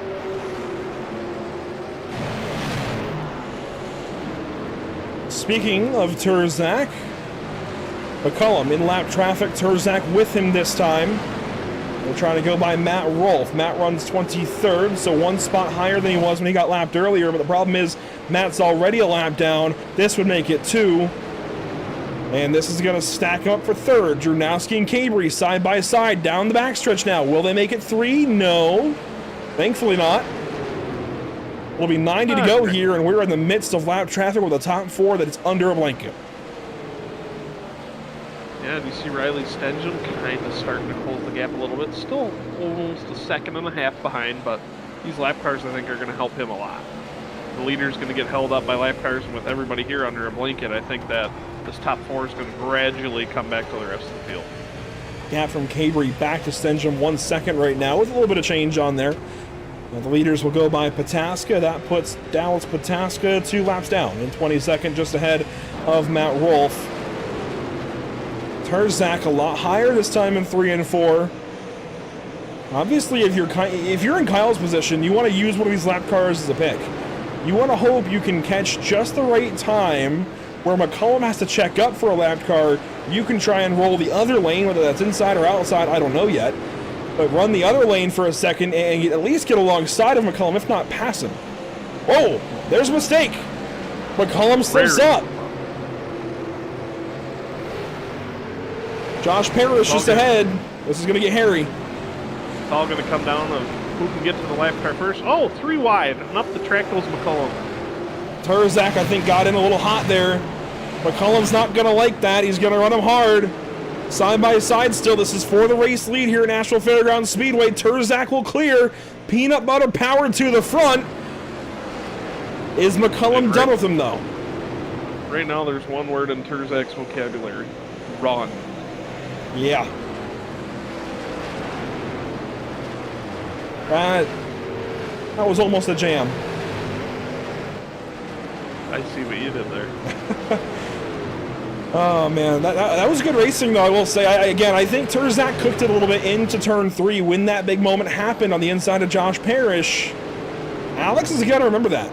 You know, if Alex has an equal opportunity to get back to the inside of Terzak, I would imagine he gets in there a little hot, too. Obviously, contact is very much frowned upon, so you got to do it just the right way, but I would imagine Alex remembers that and uses that to his advantage later on in this race. I mean, I'm pretty critical of the young guys using people up, but with a lap car right there, I honestly don't see much wrong with it. It wasn't necessarily a clean move, but I would say it's a racing move, if that makes sense. I would very much agree. They got through it. I think, yeah, that is 100% just racing. This opens the door, though. Cole Cabry to the inside, down the backstretch. That 54 car looks quick. Oh, diving there into 3. And again, I feel like that left hand keeps coming up in response to the car getting loose on entry. It's a lot of fun to watch, but man, it's just a little bit scary.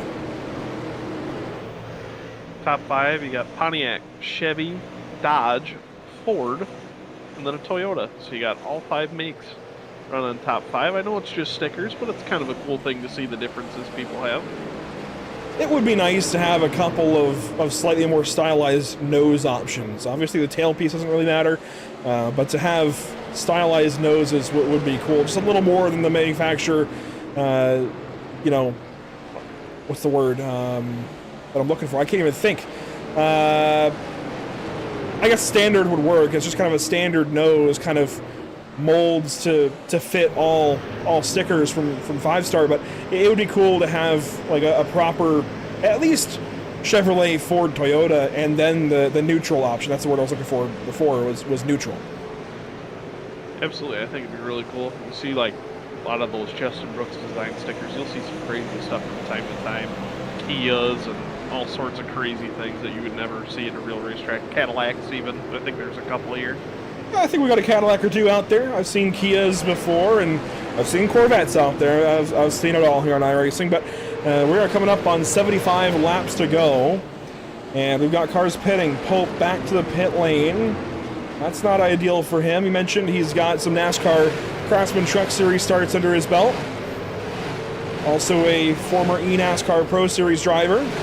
He's kind of been there, done that on the sim. I don't think a bad run here in Nashville is going to bother him too much.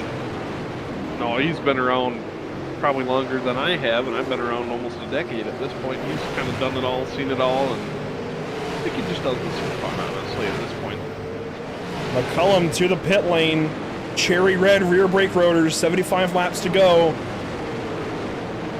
This could be the first of many heading back down for fuel. Of course, I think ideally you would have pitted under that previous caution to stop for fuel and be good to the end. I don't think anybody was expecting to go back green like this, and here we are. I think they're starting to realize they might be short, so when do you come in?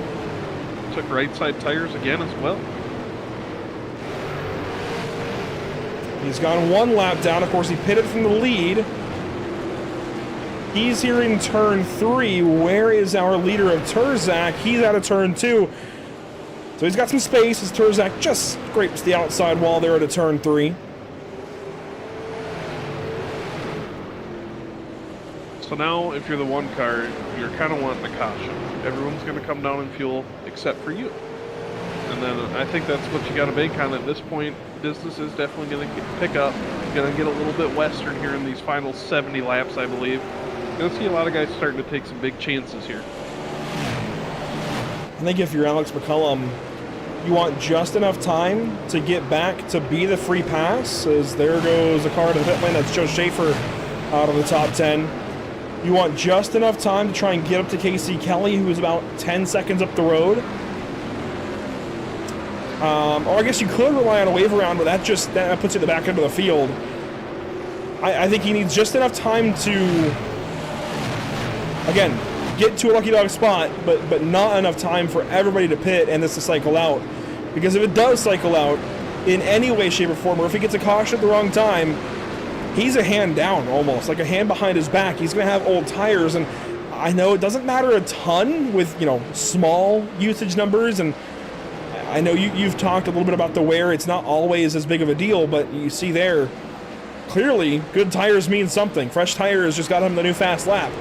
So if he's got any kind of wear on his tires, when these guys go back, green, if they do have a caution, and they have fresh tires, that's, again, putting a hand behind his back when he doesn't need that. Right there is another car for position. Guy having a quiet night, number 86 adjusting control. McCullum now working on Edwards. Edwards is 10th right now on the lead lap.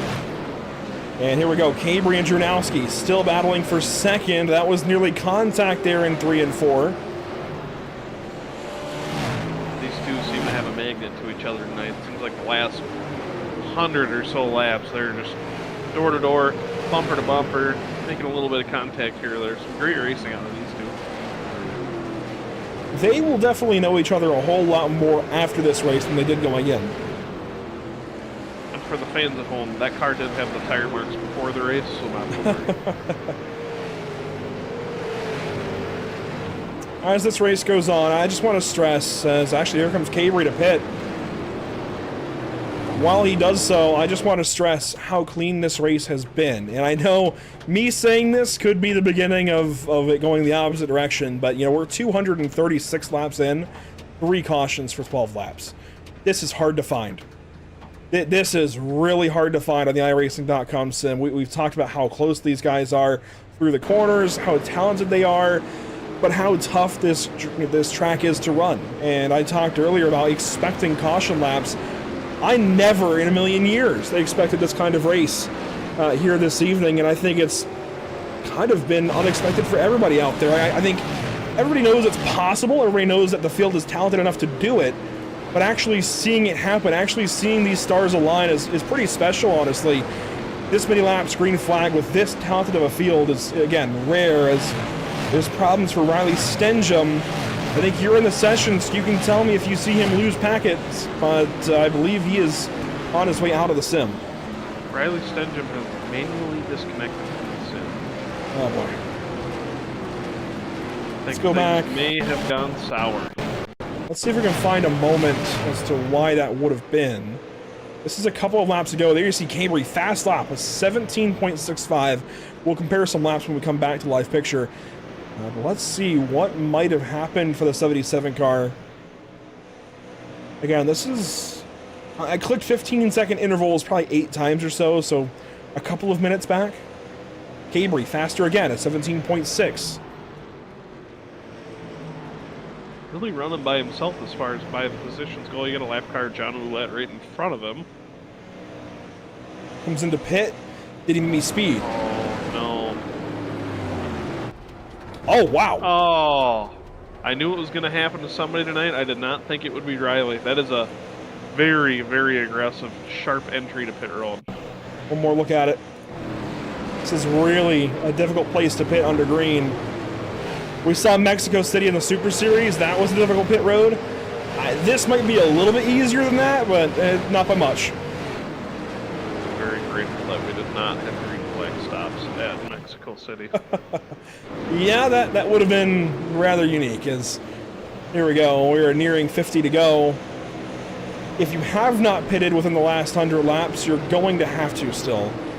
Really, within the last 80 laps, I think you have to still.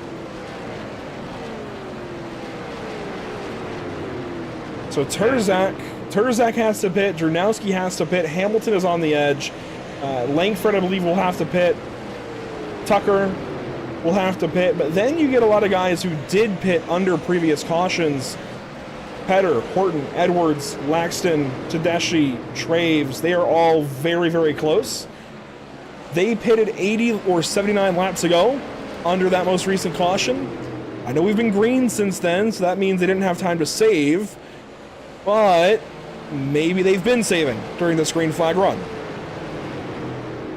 Yeah, I think you can roll out of it a car length earlier, so I think a lot of guys are probably doing that. Ooh, see a big block there by Langford. Thinks better of it. Lets Kendall Tucker in the double O go by. That was right in front of league owner Matt Rolfe, so yeah, you don't want to throw too big of a block there and cause an incident right in front of the Zero car. Now the Zero, it seems, is on better tires.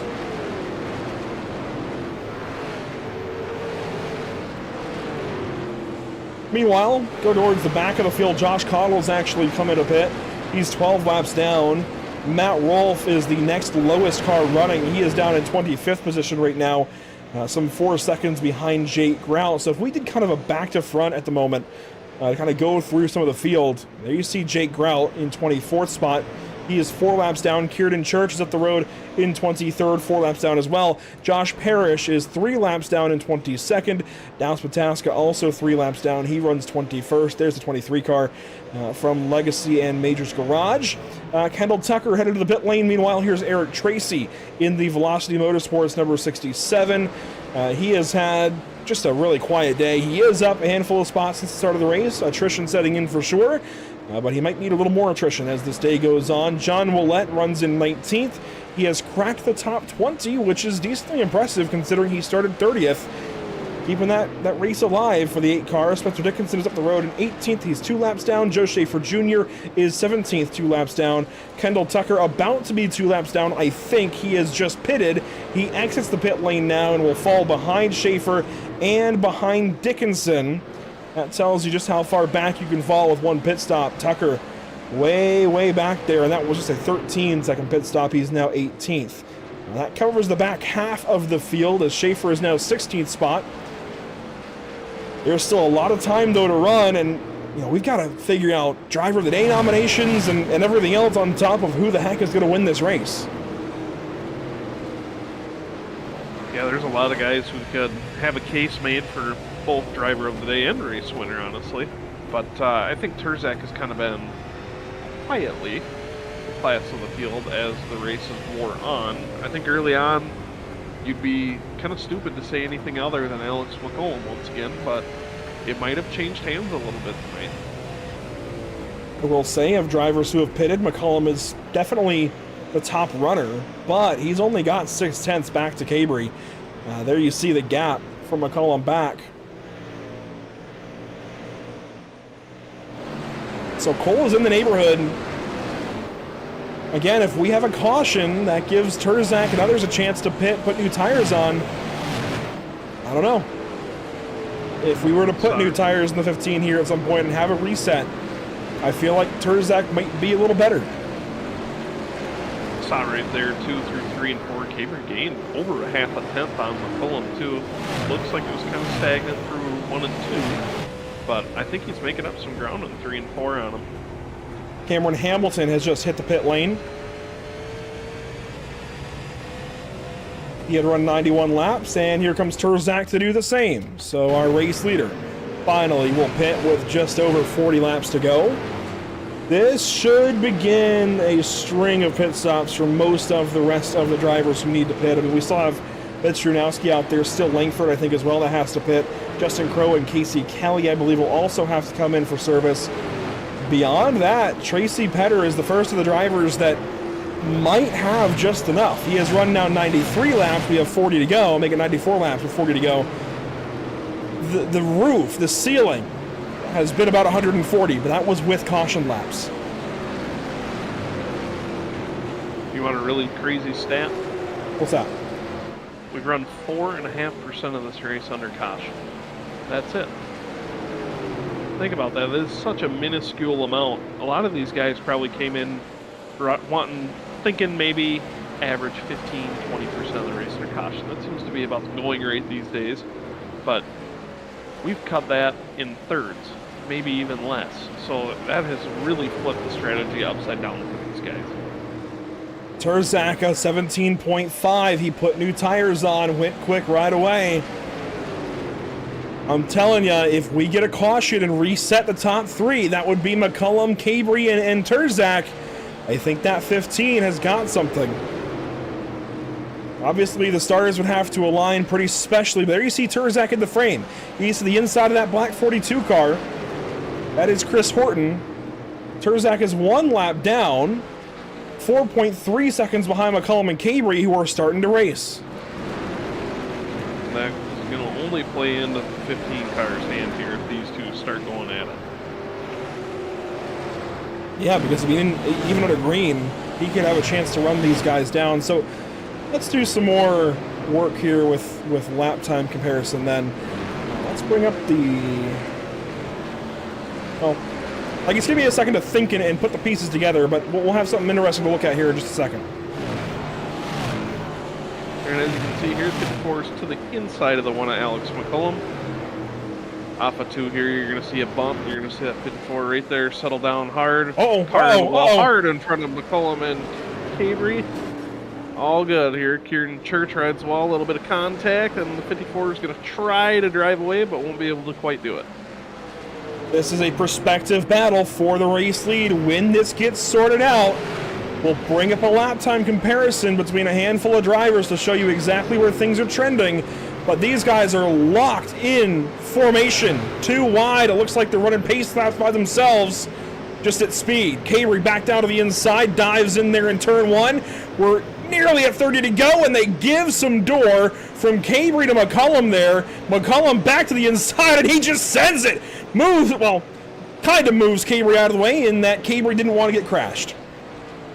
Yeah, that was a smart move on the 54's part. A little bit of contact with him and the 1. Probably more so on Cabry originally, but definitely a crazy dive bomb by the 1 car, and all that's doing right now, bringing the 15 car closer.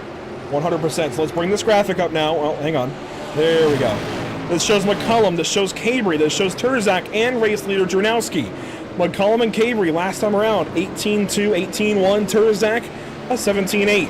Dronowski, an 18-2. So they're not even running faster, or at least much faster than Dronowski now. Dronowski trends down a little bit, but that's how much faster Terzak has been. He's still gaining by a half second per lap, and they're back to it. McCullum grabbed the wall. Gonna get crazy real quick here. You got 1 lap car in between them of Justin Kroll. He's likely gonna move over for his teammate in the 15 and let him go. It's gonna be a 3-car battle for the prospective lead. I think no question the 15 has the leg up. Can he use it though? Do we have the green flag laps for him to use it? At one point, I think Terzak would have wanted a caution. Now he wants this thing to go completely green to the end.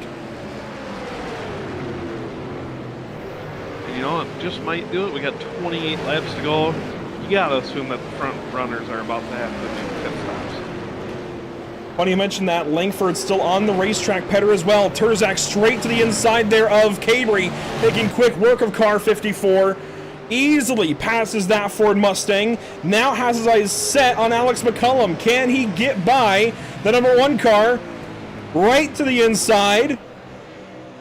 Lockstep formation for a moment, but off the corner. Give it to the 15 for a moment. Down into 1 and 2. He's got the edge. Just leaps and bounds better than the 1 in the 54, just based solely off the tire wear. Here comes the 1 back to the inside, though. Terzak bobbled. That gave the 1 a shot down low, but he gets it back underneath him. 25 laps to go, and Terzak is the best car that has now pitted. He runs in 8th. At the front of the field, guys who have not yet pitted. Langford pitted 122 to go. He's got to pit, I think. That would put him over 150, but he can probably run another 10 to 15 laps if he wants to, in case we get a caution. Same thing for Horton, Petter, Edwards, but they have 10 laps more fuel. So right now, Langford might be the only one that has to pit of these ones. The others might be able to stretch it. Might. The other thing, Terzak is only 11 seconds back of these guys. If he's running that much faster, he might be able to run them down. Do we have a comparison between the leader and Terzak on the difference? It's got to be more than Cabry and McCullum's. Stand by. So I'll slot Horton in there since we know Langford will have to pit. Here is the comparison with McCullum and Cabry included. Terzak is running about 0.3 faster than Horton. McCullum and Cabry kind of in between there. They've definitely, I think, seen their best laps come and go with those tires. Absolutely. I mean, going to take some bobbles. Ooh, right there. Lap car getting in the way a little bit. Slowed that whole group up a bit. Terzak's going to have to hope for something to happen up here, or everybody has to pit to get it done. If I'm going to be entirely realistic with you, Grant, I don't think they can go to the end. But, you know, optimistic broadcaster me is hyping it up because I would love to see it just for the chaos it would bring. I don't think they can. They might be able to. I might be overselling it slightly. We'll see. Ooh, tight. 3 wide for the lead. 3 wide. Dronowski is a lap down. He is actually behind Cabry by 1 spot, so that kind of tells you how far apart things are. He now unlaps himself 5 seconds behind Cole Cabry, who's still behind Alex McCullum. But these two, Horton and Langford, are fighting for the race lead as they run. They got Petter just sneakily working his way into the picture here, only about a car length behind the 42 Horton. I was hoping pit stops and the cycle wouldn't influence our choices, but it's inside of 20 to go, Grant. We got to go ahead and make picks. Driver of the day, I'm going to put you right on the spot, at least for your first pick here, as these two battle side by side. I'm going to go with the 53, Justin Laxton, currently running 5th. Not sure if he can make it to the end, but if he can, I think that's an absolutely fantastic run for the 53. Horton and Langford side by side, Petter right behind. These are your top 3 as they run. But I'm pretty confident that 33 has to pit, and I think the 42 and 79 do as well. And now they get sorted for the top spot at least. That brings Langford back a little bit. I have to put Terzak in there because of what he's able to has been able to do with this particular pit strategy. I think he's in the best spot to win this race. Obviously, it can still go the other way if these guys can go to the end. You also look at a guy like Brian Tedeschi too. Quiet night, 16 or 18 spots gained, I believe, sitting in 7th place right now. Is that your other pick? I'm going to go with Brian Tedeschi. All right. That's a guy that week in, week out toils, traveling all over the country as a spotter for many high-profile race teams. Kind of runs here when he can just for fun. It's good to see BT get a good run in. I'm going to go out on a limb. I'm going to put Tracy Petter in consideration because he started on pole this evening. Of course, had a good car in qualifying. Put it out front of the field to take lap number 1.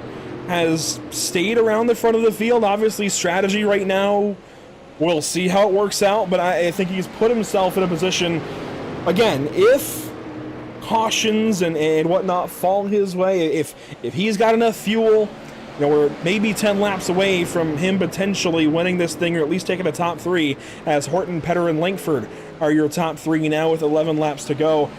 I'm going to lock it in. So we're going to have Laxton, Terzak, Tedeschi, and Petter as your North American Racing League Driver of the Day nominees. You can vote on them. They're over on YouTube. 10 laps to go now. We still don't have a clue who's going to win this race. We have ideas, but we don't know exactly how this is going to work out. You might have ideas. I have no idea who can win this race right now. The top 3 could run out of fuel literally at any moment right now. And then there's got to be somebody just waiting in the wings right now. It'll be Trevor Edwards. We also don't know if he can make it out of fuel. Yeah, Edwards might not be able to make it. He's now working on Langford. Laxton, I'd imagine he's a little further back. I would imagine he's done a fair amount of saving, so he could be in the conversation if these guys do run out. But inside of 10 to go, you do not want to have to pit. You're going to run the car out until it sputters, a lot like Trevor did earlier in that long green flag run. You are going to push the issue as far as you can. This could be the biggest night of your career in this league. Again, the premier short track league on iRacing. This could be a really, really big day if you're a Chris Horton, a Tracy Petter, a Justin Laxton, heck, even a Trevor Edwards. It'd be great for Trevor, who, you know, everyone thought he was kind of headed to the retirement home over the past couple of seasons. Oh boy. Lots of trouble. McCullum working his way back around the 15 now. Turzak is loose, a lot like we saw earlier in that long run. He has given the spot back to Alex McCullum. We thought if it kept cycling, he might have the race won. Never mind. He just gave up a ton of time to Alex McCullum. I mean, we're talking 7, 8 tenths. He has completely fallen off all of a sudden. He must have taken 2 again, or his left side's giving out. That car just looks absolutely miserable right now on corner exit, all over the place. You can see him sawing on the wheel there. I think his left sides are going. Yeah, they're done. 300 laps is a lot of time on any sort of tire, and I know that the RKM way is usually about 2 tires every pit stop, so they're probably fleeting for the end of this race. 3 to go inside of 2 miles of racing for Chris Horton and Tracy Petter. We thought maybe they'd have to pit. Now it's starting to look like they might have enough. They're certainly committed. This next time around, just 2 laps to go in the Velocity Motorsports All-American 300. What a race this has been. Unconventional. That's the word of the day. 2 laps to go. Less than a mile now for Chris Horton to try and lock up a victory here in the Sim Auto Racing Association Impel Motorsports National Tour. Grant, it's the white flag brought to you by Whiplash Sim Cams one more time around. You see that purple and black Piggly Wiggly number 42 making its way out of turn 2 and down the back stretch. I don't know if this is the first win for Chris Horton, but it's definitely his biggest in the Sim Auto Racing Association. He's going to have enough fuel to bring it home and get it done tonight at Nashville. Chris Horton has won the Velocity Motorsports All-American 300, and he's done it by running 134 laps on a tank of fuel. That was the money stop under that last caution to come in, get fuel, run to the end. The leaders, they didn't think it would happen. These guys took a chance. For a long time, we didn't think it would happen. I kept saying I think they got a pit. Here they are. Top 3, they all ran 134 to the end. Chris Horton, the best of them, he wins here at Nashville, completely under the radar. You know, you gotta love a good underdog story. This is absolutely great to see.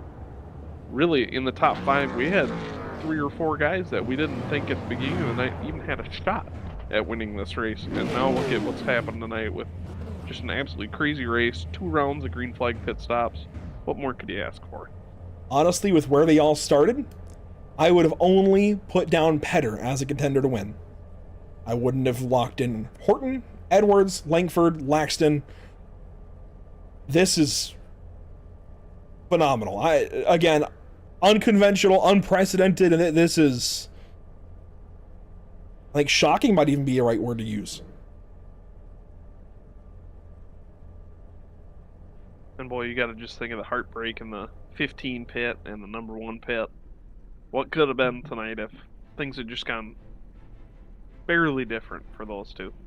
Even Drunowski, who drove up to be the next car behind Alex McCullum. Boy, what could have been for them. And Horton, you know, he's a blue-collar late model racer, as far as I know, out of the eastern side of North Carolina. He runs up in Virginia a lot, at South Boston, at Langley. That's just kind of in his neck of the woods. I think he does a fair bit of racing at Southern National as well, considering, you know, his location. I know I see him in Hampton Heat and South Boston 200, you know, races like that in that area. Those are big to him. He goes and runs them in the real world. Then gets on the iRacing sim, here this evening, and the Sim Auto Racing Association puts it in victory lane through some fuel mileage. This is straight out of left field. Let's go back and take a look at the unofficial race results. I don't think anybody could have expected quite how this one worked out. We'll take a look here. Top 10 coming at you. Chris Horton, 22 laps led. They all came there at the end. Tracy Petter from pole to second place. I know it's, one spot short of what he wanted, what he could have had. Still a really good night when you consider the fuel mileage situation and everything. Maybe he had to save, and that's why he, ended up that one spot back. That's still a lot better than running out of gas, and I think he has to kind of chalk it up that way for Tracy Petter. But still a good night for him. Third place, Trevor Edwards. Again, that purple, I don't know, it seems to be working for car 32. Still Langford over at the Posse had that early spin. You documented really well that he was coming back through the field. Fourth place, big day for him. Justin Laxton on the driver of the day vote. Fifth place. That is a huge day for Justin. I know he's having a lot going on recently. Parker Traves even. We talked about how he's had terrible luck. He finishes all 300 laps. Comes home sixth. Brian Tedeschi in the top 10. Alex McCullum, Mitch Durnowski, Kyle Turzak, the back end of your front 10 finishers. You got Cole Cabry rolling in at 11th place there. Solid night for him. Just kind of missed it on the pit strategy a little bit. Kendall Tucker will be your first car one lap down, finishing 12th. Spencer Dickinson making a quiet charge late in the going for 13th. Then you have Casey Kelly and Joe Schaefer, 14th and 15th. Blake Maskill brings home his brand new ride in 16th. John Ouellette, Eric Tracy, Justin Crow, and Cameron Hamilton, after starting dead last, will round out your top 20. By the way, before we go to the next page here of the results, there was a 2 hour and 45-minute time limit put on this race from start to end. Didn't even come close. I think we're an hour short of that. Maybe even more. That is impressive, and the whole field, I think, deserves some celebration for that. Josh Parrish comes home 21st, though. Dallas Pataska 22nd. Each of them 3 laps down. Matt Rolfe 23rd. And these guys just didn't have it this evening. Jake Grout already mentioning over in the Spencer Dickinson fan club that he put the wrong setup in the car. Obviously was not what he needed it to be. Jake Grout, boy, that's unfortunate. Josh Cottle does finish 13 laps down. He at least got in the race, got some spots, but it was a rough go for him as well. And Kieran Church, we saw him in the wall late. Riley Stenjum out early. Daniel Pope had some problems. I'm not really sure what went on for that veteran, but he ended up making multiple trips down the pit lane under that last green flag run. Kyle Meyer ended up out early. Jacob Harberts, of course, we saw what happened to him. And then the final car in the field, Keith Jeffrey, just an early exit, a bad night for Mr. Jeffrey. We'll move on to our top 3 finishers, and we'll bring in Chris Horton in what might be the least expected win all season long. Chris, when did you know that was going to work? Yeah, I knew I had a really good car from the beginning. Yeah, I think it was like 31st to like 8th on that first run. Just kept on working at it. I just got to think Trevor, he made this great strategy, and he ended up finishing first and third, I think. And Jinx for putting all the time in on the setup. If we pull up the points graphic, you come in, not really the conversation for the championship. I don't know if this is going to change that, but it's certainly going to move you up the order quite a bit. What does the season become for you now? I know you've got your real race operations. I'd imagine that's trending down, but there's still some big races to finish out the year. How does this look for you with this national tour and balancing everything? Can you go for top 10 or better? I'm just trying to get it for wins. I think we've had too bad of a beginning of the season. We've had really fast cars, just haven't had the whole race come together. So this one we finally all came together and we got a victory lane. And how do you go out next time out in, I believe, the Fall Brawl is our next race, and prove this isn't a fluke? Prove you can keep contending for the wins, as you say you want to do. I mean, I think we'll have no problem contending. I mean, every super late race that I've ran in the National Tour, I've ran a pretty good race and got a good finish out of it. Proving yourself here this evening, the Piggly Wiggly 42 to victory lane. Congratulations, Chris.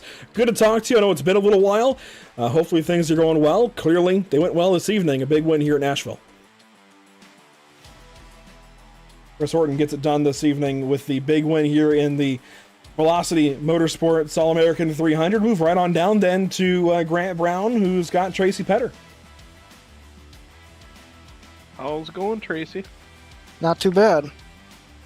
Well, after that initial run, you kind of fell back a little bit, and kind of never stopped working on it. It seemed like you quietly made your way up, had some battles for the lead. What do you think of your night tonight?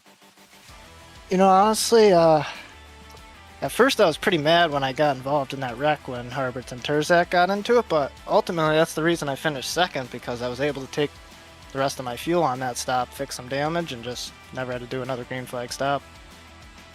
Was the damage really hampering you in any way after you pitted, or were you able to get it all fixed? I had about 24 seconds left, and it was on my right front. It was fine at the beginning. I definitely probably lost some speed, but at the end I was a boat. I had nothing for Chris. I was done. Could not turn. Well, regardless of it being a bolt and not able to turn at the end, you sure turned in a really great performance there. Working the pit strategy to your favor, obviously, after getting in that wreck, but you were one of the fastest cars on track all night. Andrew and I kept saying it, you know, he's in the conversation all night long. Nice job on that P2. Thank you, I appreciate it. I felt like we had a car tonight that for sure could have won it, even if I didn't have that crazy pit strategy right there and we just had like a normal race. Yeah, the green flag runs definitely threw a loop into a lot of team strategies, I think. Is there anybody you want to thank tonight? Yeah, I'd like to thank Mitch for always coming in the test and helping with me. Obviously, shout out to Open Trailer Mafia and EPI. And you guys, of course, for broadcasting it. Just glad to be here. Tracy, thanks for your time. I want to say, by the way, congratulations on going through the ringer tonight. Just like Chris, from the front to the back to the front. GG. Thank you, I appreciate it. That's Tracy Penner with the second place effort this evening. Trevor Edwards comes up third place, and this is a big night for Trevor. He's now leading the shop for the evening, I believe, or I think Chris might be with you guys. I'm not really sure. He's pretty much. I mean, when we all race together, we all run the same stuff. He was on a little bit something different tonight that he built, but essentially a shop. Well, I feel like Nashville just, I don't know why, but I feel like it has this association where Trevor tends to do well. Why Nashville? Why were you able to keep your car in one piece and everybody was banging up and you know, not causing cautions at least, but kind of running into each other there for a little while, and then when it got green, why did you go for the strategy you did? Because we suck so bad, probably. The first half of the race, we knew we were going to be bad just the way we set the car up. And then, you know, just hoping to get to the pit stops. And then we were really good at the end of the first really long run. It came to life. And then I made a pit stop adjustment, got it way too loose, and then just kind of fought back from there. And then just got lucky with the caution where I was able to pit because I was so far back just to take gas, you know, just as really a strategy play like this, because like we were probably an 8th to 10th place car for me. Like just really wasn't that great. So to come out third, I think I'm taking all the bad luck I've had for the last 6 months, and it just cashed it all in, I think. Cashing all in here in Nashville. It's a good way to get things done. For you, for the rest of the season here in the National Tour specifically, forget the Super Series for a minute. You know, we still have a late model stock race at Southern National, but otherwise it's super based the rest of the season. How do you go out there and keep this up? I asked Chris a pretty similar question. How do you prove that this can continue on the rest of the season? Just bring fast cars. This is, honestly, somehow we always finish good here, but this is our least favorite track. We hate this place. For some reason, we've just never had speed here. The other guys have usually been way better than us, and we just kind of get lucky on a strategy or just our car comes to life at the right time. But like we genuinely despise this place. And so to come out here and run as good as we did, and Cole was fast. I mean, he was right there with the top guys, but some of his others couldn't really do it. Jinx had unlucky, couldn't even get in the session. I hate that for him, man. He spent some time testing this week trying to figure this stuff out, and then not to even be able to race. That's heartbreaker. Well, Trevor Edwards gets it done, third place this evening. Going to be a bunch of points for the season, and while other drivers might have to use some drops, it's a big one in the bank for you, Trevor. Congratulations. Thanks, man. Just want to take a second to thank everybody at the shop. You know, Jinx, like I said, couldn't even really get in the race, which sucks, but man, he put a lot of time into this to even give us a chance. Thanks for Horton painting the car, so he's got 2 of the top 3, so that's pretty cool, and I appreciate you broadcasting, man. It's fun to go back and watch it the next day. fun to have you here. Car 32 looks good and runs well here at Nashville. Congratulations again. That's Trevor Edwards finishing in the 3rd spot when it's all said and done. And, as far as that driver of the day vote goes, I don't know that when we unloaded today, we expected this kind of day. Certainly, I think it's fair to say nobody did. But one constant was the 79 being somewhere involved. He started this race from 1st position. He is going to take driver of the day honors today. That's really cool for Tracy Petter. I know you mentioned kind of what he's done for the super late model community here on the sim. This has got to be rewarding for him. While it's not quite the race win, it's some recognition of how good he was really all week from qualifying through the race, and that requires a lot of testing and everything coming into it. Absolutely. I mean, I don't think anyone ever discounts Tracy's abilities behind the wheel, but he really put on a display tonight of just how good he really is in these cars, and it was awesome to watch. I mean, you couldn't ask for a better race, to be honest. I'm excited for the next one, honestly, already. The next one being the Simrat Market Fall Brawl. In November, in fact, November 20th. We've got about a month to wait. I know, Grant, you're going to have a big part of that event with UERA taking the Tuesday portion. Unfortunately, we have a conflict and can't cover it, but I know that's a big step up for you guys over at your series. I mean, how excited are you for that? Oh, I'm stoked. It was really cool to be asked by Matt and his whole team if I wanted to be a part of the Fall Brawl. Obviously, it's one of the biggest events of the year on the sim as far as non-official races go. So we're really excited to bring our ARCA series to town, so to speak, and be a part of it.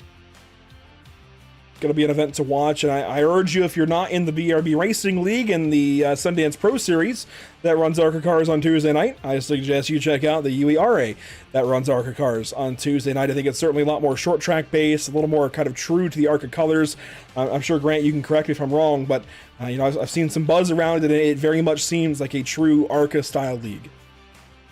Yeah, we kind of try to keep it simple, short tracks, one super speedway a year, one road course. Just kind of try to get a little bit of mix of everything, but keep it short track focused. Just had our first race this most recent Tuesday at Phoenix to kick off the season, so really looking forward to see how that all shakes out. A big thank you to everybody who makes it happen here with the series. Of course, Cody Williams Design, Pro Sim Shots, Impel Motorsports, Nautical Marine, Only Short Tracks, Privateer Race Parts, RJW21 Management, SARA Templates, SimRatMarket.com, The Association, Thronberg Construction, Trackside Threads, and of course, Velocity Motorsports, tonight's presenting partner. What a wild race it was. We couldn't be here without all of these partners on the left side of your screen. A shout out as well to Whiplash Simcams, ATVO, CC's Business, Cody Williams Design, Lucky Performance, and the North American Racing League. That is it for us here tonight, but upcoming, we have still got a lot of crazy races coming up. We do have a slight break in action from a Tuesday to a Tuesday, as we will not, unfortunately, be covering the next SARA Super Series race. That'll be another mystery round, and I'm sure it'll be crazy, but it'll be off the channel, as it'll be a bit of vacation week, I suppose, here for us. But in the next 3 broadcasts, we head out to Mount Panorama Circuit this coming Sunday. That's for the Major Series and the Bathurst 500. And then we have 2 back-to-back BRB Sundance Pro Series events. We head to Richmond Raceway on October the 28th, the first short track of the series. They were just at Nashville Super Speedway this past Tuesday. We're here at the fairgrounds tonight. They've got a lot of cool races coming up, though. Richmond, Long Beach, and some others for those ARCA cars. That's taking those cars to places unknown for those machines, certainly. So going to be interesting to see how that all goes. You can catch all of this and more at our social media links down below: Facebook, Instagram, TikTok, Twitch, YouTube, and X. Grant, final thoughts here? This was unprecedented, and I can't even say it. Unprecedented, there we go, and unexpected for sure. Absolutely. I mean, going into tonight, I did not think we were going to run, 280 laps green? I mean, that's just unheard of in today's day and age, real racing, sim racing, whatever. And it was really cool. It's a welcome change, and I hope to see a lot more of it in the future with Super Series and National Series. I know this All-American 300 is a little bit shorter than the 400 running here at the track very, very soon, but I'd be hard pressed to find a field that could run an All-American 400 this cleanly, you know, to this kind of percentage, or even on the sim. I don't think you're gonna find this very often, and this was a special night to behold, I feel like, for the Sim Auto Racing Association and all drivers involved. And I think this cements, in a way, this field of drivers, this series, as being just about the top echelon of short track racing on the iRacing.com sim, as we keep claiming tonight was some serious proof of it. So congratulations to all drivers just for that. A lot of cool races coming up here at Pit Stop TV. You've just got to be here to catch them all again. We hope to see you back very, very soon. But until then, that's it for us from Nashville Fairgrounds Speedway. We will catch you all next time, hopefully this Sunday at Mount Panorama Circuit for the Majors Bathurst 500. Otherwise, we'll catch you for the next SARA event. It'll be a little while, but we go to IRP soon for the Super Series. We'll see you all there. Until then, have a good night.